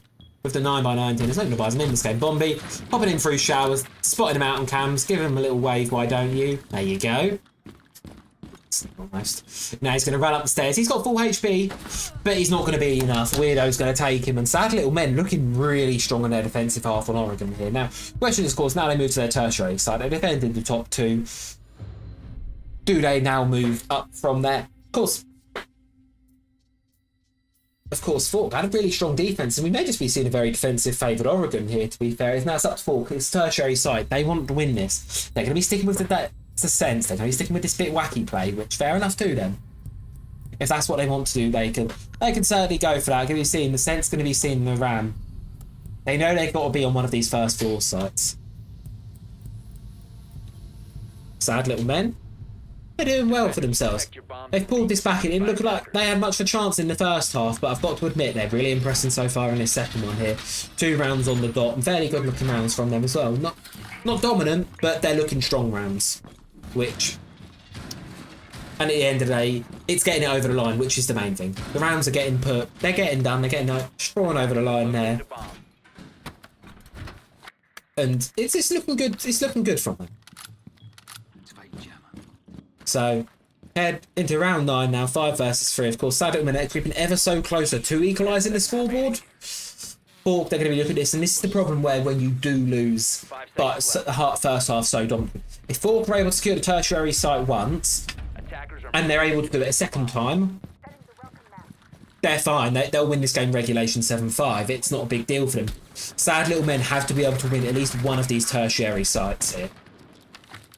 And as they know, they're looking like he's lining up a bit of a team kill, and it's all signals a go from Fork, but they know immediately gets dropped out, and that's the sense gone, and we're seeing a bit of a shotgun swing there. Shame he didn't have his siren attacks. That would have been a kill if it was the other way. Bombi's upstairs. He's going to be able to get control of Attic fairly freely. Nice and easy done, and we're moving in. All of the players of Sad Little Men are on site, and it's really working for them. Rafa falls as well. Bombi, Siku forever left. 3 versus 5. And it's very sort of angled hold from Sad Little Men. It's just working out for them. They're just holding the angles. Again, relying on those trap operators. Snubby's continuing to go absolute nuclear. 13 and 6. Weirdo's boosted his KD into the positive as well, since we've last checked. And it's looking much better on their defensive half. They look a bit stumped here, Fork. They're going to... Got a feeling next round is where we start to look at things a bit differently, and all of a sudden you're going to have to go from these perhaps more wildcard players to try something a bit more default, because so far it's not been working. Siku does know about the one on Freezer. He's going to throw a flashbang and he's going to push into security. Nothing in there though for him just yet. So player at base. Snubby has been isolated in the basement. They know he's here. The Deimos is coming for him. He does know that. And he's going to try and pre-fire Deimos, but Bombi's too quick to take himself with the 44 Vendetta there. But Bombi, 1v5. If there's a player in this lobby that can do a 1v5, it's probably Bombi. But he's got a minute 20 to do it, and if he's going to, he's got to start getting some kills now. They have a rough idea where he is, but they know full well he can rotate. He attempted to activate the Deimos tracker, but thinks twice. Of course, when you do the death mark tracker, it activates. Ooh, nice shot there, but not quite enough. Ball gonna get. Yeah, so when you do activate the Deimos death mark tracker, as they're called, what you end up with is both players will get marked. So let's say there he was picking up for the Malusi. The Malusi would know where he is as well, which of course when you're in a 1 versus 4 situation, you just hide the player who's being marked and everyone else rushes towards the position because you get told where he is. So yeah, not probably the good idea to wise off there. And Sad Little Men, they're continuing to invest really heavily into these traps. 3 trap operators on the board this time. Fork, they've decided to switch the Sense out for a Dokkaebi, which is probably a good call, I'd say. Still got the Kali on the board though, so we're still having some fun with it, and it might just be they want to use the Kali. You know, Kali's often can be seen as a bit of a meme pick sometimes, but in truth be told, she's really good. And the issue is as well, Fork, we've had an entire site rotation now. Fork have not won a single round, and they've not been awfully close to it. There's a few rounds that have come down to the wire, but nothing that I would say would be very small margin other way would have won theirs. So you look at this and go, right, well, Sad Little Men, they're looking like they're in the driver's seat for this second half here. And the question starts to come is if Fork can't get something going here and now, because if Fork can't get anything going now, you get to round 11 5 apiece. But on top of that, you also end up with this issue of Sad Little Men, if they can get 6 rounds in this defensive half, they can get all 6, which they've shown they can win all 3 of their side choices. They're going to win this in regulation. We're not even going to overtime. Fork need 1 round to at least guarantee that. So, get into it. Round 10 now. Fork going to be trying to get in there. Bombi going to be going for it. They know he's going to make his way into Big Tower. He hears the player though, so he's a bit cautious to pull his goo mine out of his foot. However, there is backup. There's backup there. Rafa's there with the buck shotgun. He's going to be pushing it, but oh, Snubby takes a hit from the shotgun, down to 10 HP for sure, but his head's taken clean off by that T5. Snubby 14 and 7. Really, really good there. And now this long angle as well from Raxi. It's looking a bit picklesome here. A bit of a troublesome here. If you're on the side of Fork. They've not got an opening pick. They're struggling to get any presence on the map. And Sad Little Men, they're playing a very anchored setup again. But it's working for them. They've been pretty held up inside most of these rounds. But it's working for them. They're not able to really sort of Falke are struggling to really shake anything out of them because they're all held together so tightly. Doom's going to go out on the staircase. Doesn't really matter for all that much, and they're just keeping them out. Sure, Falke are knocking on their doors, but this is where they get up to every point. They struggle to get it over the line. And they really need to find an opening here because they're in a numbers disadvantage. They can't play the trade game, certainly, because there's not enough of them to do that. And especially when Raxi's getting a bit unchecked, he's probably going to get... He may well get swung here, but no, Weirdo's going to be protecting, going to be doing the good teamwork cover. And evened up, Dano goes a bit massive. Bit of a team effort, it's 2-2. 2-2, 2 apiece. Dano forever, Swill and Snubby. Snubby's on a sliver of HP though, but so is Dano. So... There's low players on both teams, also a full health player on both teams. Question is who's going to be able to take out the gunfight now, Swill. He sees Forever and is able to rip his head clean off. Dano left in a 1 versus 2, no HP. Snubby's going to be able to get it. And a 4th consecutive round here. And now we're in round 11. One of the best rounds in Rainbow Six Siege. Both teams. They're 1 round away from securing overtime. 2 rounds away from securing a victory. This is what I like. But this has been really close. And this has been a really aggressive game of Oregon as well. We've not been live with this game that long. The rounds are just ending quite quickly, all things considered, which is always good to see, of course. It's nice to see a very, very aggressive... Both teams are playing confidently. But sad little men, they weren't letting that 5-1 half really scare them. And good for them for not doing that, because look at what's happening here. They're playing confidently, and Falke are really struggling. Falke are really struggling to play through with that. They're really just not being able to really cook up anything too amazing here, and it's been a bit problematic for Falke. They're struggling. But, yeah, they've not won anything, and this master bedroom is one of the strongest sites in the game still, along with that basement is for sure, but it's the tertiary site that concerns me. Sad Little Men won that quite well last time, and they could always switch up and play the other site, so the little intel advantage that Falke would have attacking it, they're not going to have. It's very difficult for Falke, I think, here. This is where they need to really, really cook something. And they need to get this round here and now. I think if overtime will be a struggle for them, they want to win this in regulation. So that's what they're going to have to do. Of course, ready watching for Spawn Peakzai, who's going to be looking up to. Default cam, and we're going to be seeing probably very, very standard Oregon-sided attack. Continuing with the traps again. I'm going to harp on about these 4 traps. Not normally what you would see on Oregon, but Sad Little Men have almost seemed like they've done their homework. They know Falke like to isolate players, so they just make 5 into a really tight knit on site for the most part and let them get away with it. And every now and then they'll throw 1 player out or win outside to go have a bit of a roam, but they're not doing it consistently enough to warrant the roam. To warrant a massive, massive amount of roam clear. Of course you can win Go to be because she's useful in both roam clear and execute phases of the round, but it's not quite going to be enough to shake it. And even then, Snubby's going to do some damage and he's just going to run back up to site. And now look, we've got all 5 players on site chilling. Is that a player who's crept his way? Yes, it is a player who's crept his way into it. One piece in app here, he gets 2. Rafa makes that 3rd. He does finally get traded back though. Snubby's able to make it a double. Make it a 3rd with the shotgun. Snubby's just playing his heart out this game. And he puts that from something that really probably should have been good for Falke to be able to. When they found an opening, they took it. And they did a lot of damage with it. But Snubby, he's able to just shut that, put a lid right back on that. 1 versus 2. He's going to need to ace to win this one. He's going to pre-fire. They're going to know his position. Then he's not going to be able to quite do it. Falke finally secure an attacking round for themselves, pushing themselves up onto map point. As we head into the final stages of regulation here, we're going to be looking at this. It's 6-5. Both teams are having really good. There's some really, really good, but I think we need to see these heavy hitters. Oh, not these heavy hitters. The players sitting in the bottom school, they need to wake up. Raxi, he needs to wake up a little bit, I think. He needs to get some more kills on the board. Really help his team push over the line a bit here. Just a quick update, folks, on the other game. M&M Academy has beat Team 5 Goats 7-5. So we will be, hopefully, as soon as this game finishes, we will be in with the grand final. We'll be up live with the grand finale, but of course, we've got to decide the other team who gets there. Who's going to face last week's champion of M&M Academy?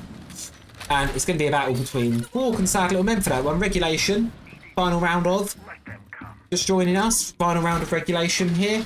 Round 12. So, we get... Literally cannot go any further in regulation. Sad Little Men win this, we go to overtime. Falke win this, it's done and dusted. Regulation. Now, if you look at the timeline, it does not show a very back and forth game. It shows a game of defender dominance more than anything. Two attacking rounds have been 1 out of 11 so far. 9 of them have fallen to the favour of the defence. So what we're seeing essentially is a very defender-sided Oregon. Both teams have played in ways that have really seemed to not work well, but oil and water almost with others. FALKE have really struggled to clear this very anchor-centric setup from Sad Little Men, and Sad Little Men struggled to sort of deal with the roamers and flanks and the run-outs that FALKE were providing. Of course, FALKE, one thing we've seen from them a lot is they're very pacey. They like to keep up pace. They go fast. They're a very zoomy team. And as you can see here, they're making very quick work onto these objectives, and that can sometimes bite them in the butt like this. They know he drops the swill. Player in attic here, tucked in attic here. And Sad Little Men get themselves a numbers advantage. 2 minutes left off the round. They're going to drone him. They're going to know Swill's tucked in there. There's a player in the small tower going for a bit of a flank. Weirdo. Is he going to flank, or is he going to think better of it going to side? It seems like he's coming back to side. Raxi's going to get marked out. They're going to know he's playing the white stairs angle. Weirdo. He's got to do something here, but the problem is he's going to run into his teammate. Raxi's going to fall to Rafa. Bombi's back in the side. He's getting 2 with the Deimos pistol. Absolutely amazing stuff. And now that Sad Little Men have tried to roam, they're going to fall. In the process of Snubby, he's stuck outside. He's going to fall. It's Weirdo. Isn't able to get any. Been going. Bombi gets technically. I'm going to call that an ace. He may have got 5. He got 5 kills there. That's a team kill counts. That was an ace. FALKE secured themselves a ticket into the grand finals. Well played to them. And we will.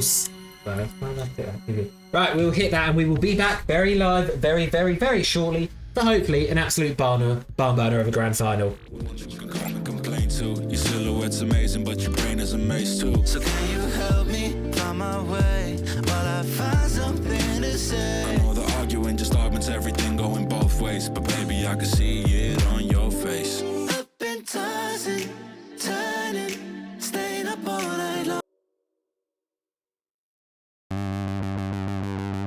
You sure do like to share your opinions, talking big like somebody's listening.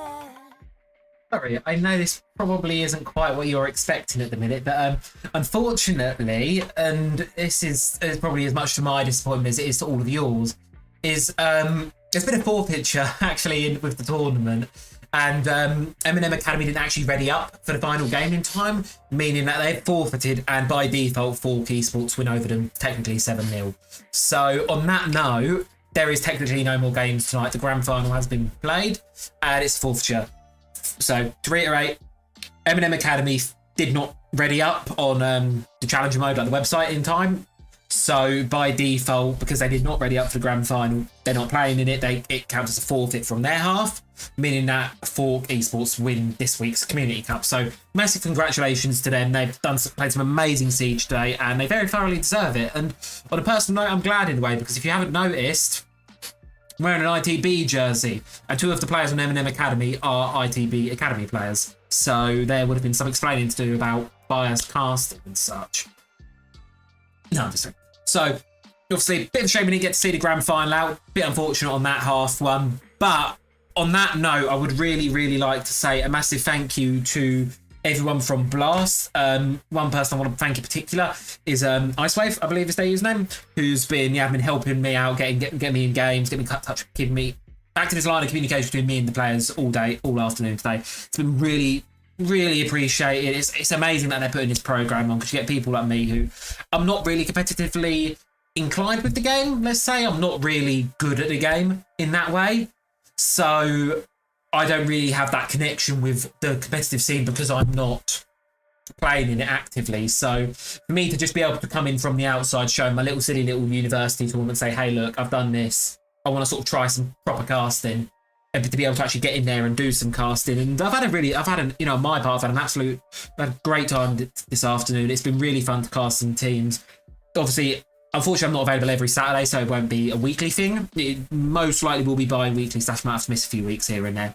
But thanks to the whole, everyone who's helped to organise this, all of the players who have been, a couple of them popped up in chat, follow the channel, really appreciated. You will be seeing more casts on here more often. This, I think, today is definitely solidified as something I quite enjoy doing.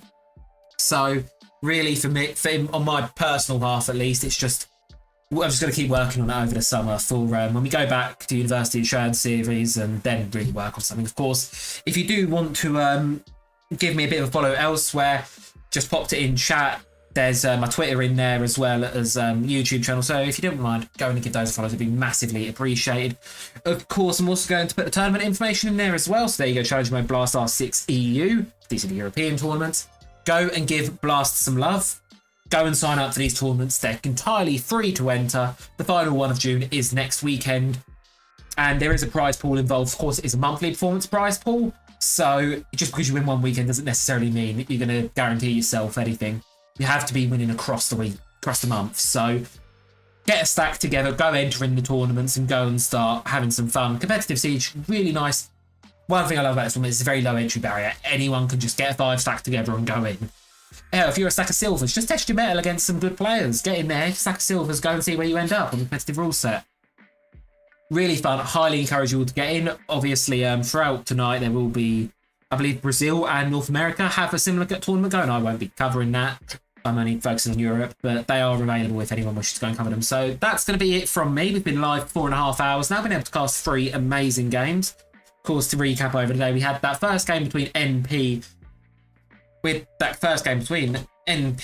And it was, I really should have checked this before saying anything about it. Because now I'm looking at last week's tournament, which was really clever of me. So we, of course, started today with our first lineup of... We had Peakzai's Ram Ranch versus NAGUAL PLANTA, which was a game that went all the way into overtime with Chalet, 7-8. It was very, very close game, but Peakzai's Ram Ranch just fell... Ram Ranch? Why am I saying like American? Peakzai's Ram Ranch just fell short at the last hurdle there, and that final attacking round for them, it fell apart and they weren't able to skew it. Then we saw FALKE ESPORTS versus NAGUAL PLANTA, who FALKE took it absolutely dominantly in 7-0 fashion. And then for our final game that we actually saw tonight, it was FALKE ESPORTS versus Sad Little Men, where it was a bit of a closer affair, 7-5 scoreline. However, it wasn't quite enough for Sad Little Men to be able to win it. FALKE finally found the key to winning those attacks in the final few rounds. They're able to push it just over the line from a 5-5 to a 7-5 regulation victory. And of course, the grand final, which on paper was a 7-0 between M&M Academy and FALKE. So FALKE take the win for this weekend. Unfortunately, cannot see the standings anywhere, so we'll see where we are next week. Of course, I won't be casting it. I'm not entirely sure who will just yet. There's quite a few community casters, so we'll see who ends up doing that next week. If you do, obviously follow on my Twitter. I'll probably retweet whoever does end up casting it. So go send them some love. Just gonna see if anyone else is live playing Rainbow Six at the minute that I know of, and we'll raid out to them. If not, no. There's not a massive amount of people on Siege in it, so we're going to leave it here. Thank you all very, very much for watching. Again, massive congratulations to FALKE, and thank you to all the other teams and commiserations to you as well for coming along, playing, and allowing me to come give it a cast. I'll be back in a few weeks for one of the July Cups, fingers crossed, and to players, best of luck for next week. For anyone else watching, have a good weekend, stay safe, and we'll catch you all in the next one. See you later. Take care. Bye-bye. It's so fun and games until it doesn't toss me out. I'll hit the ignition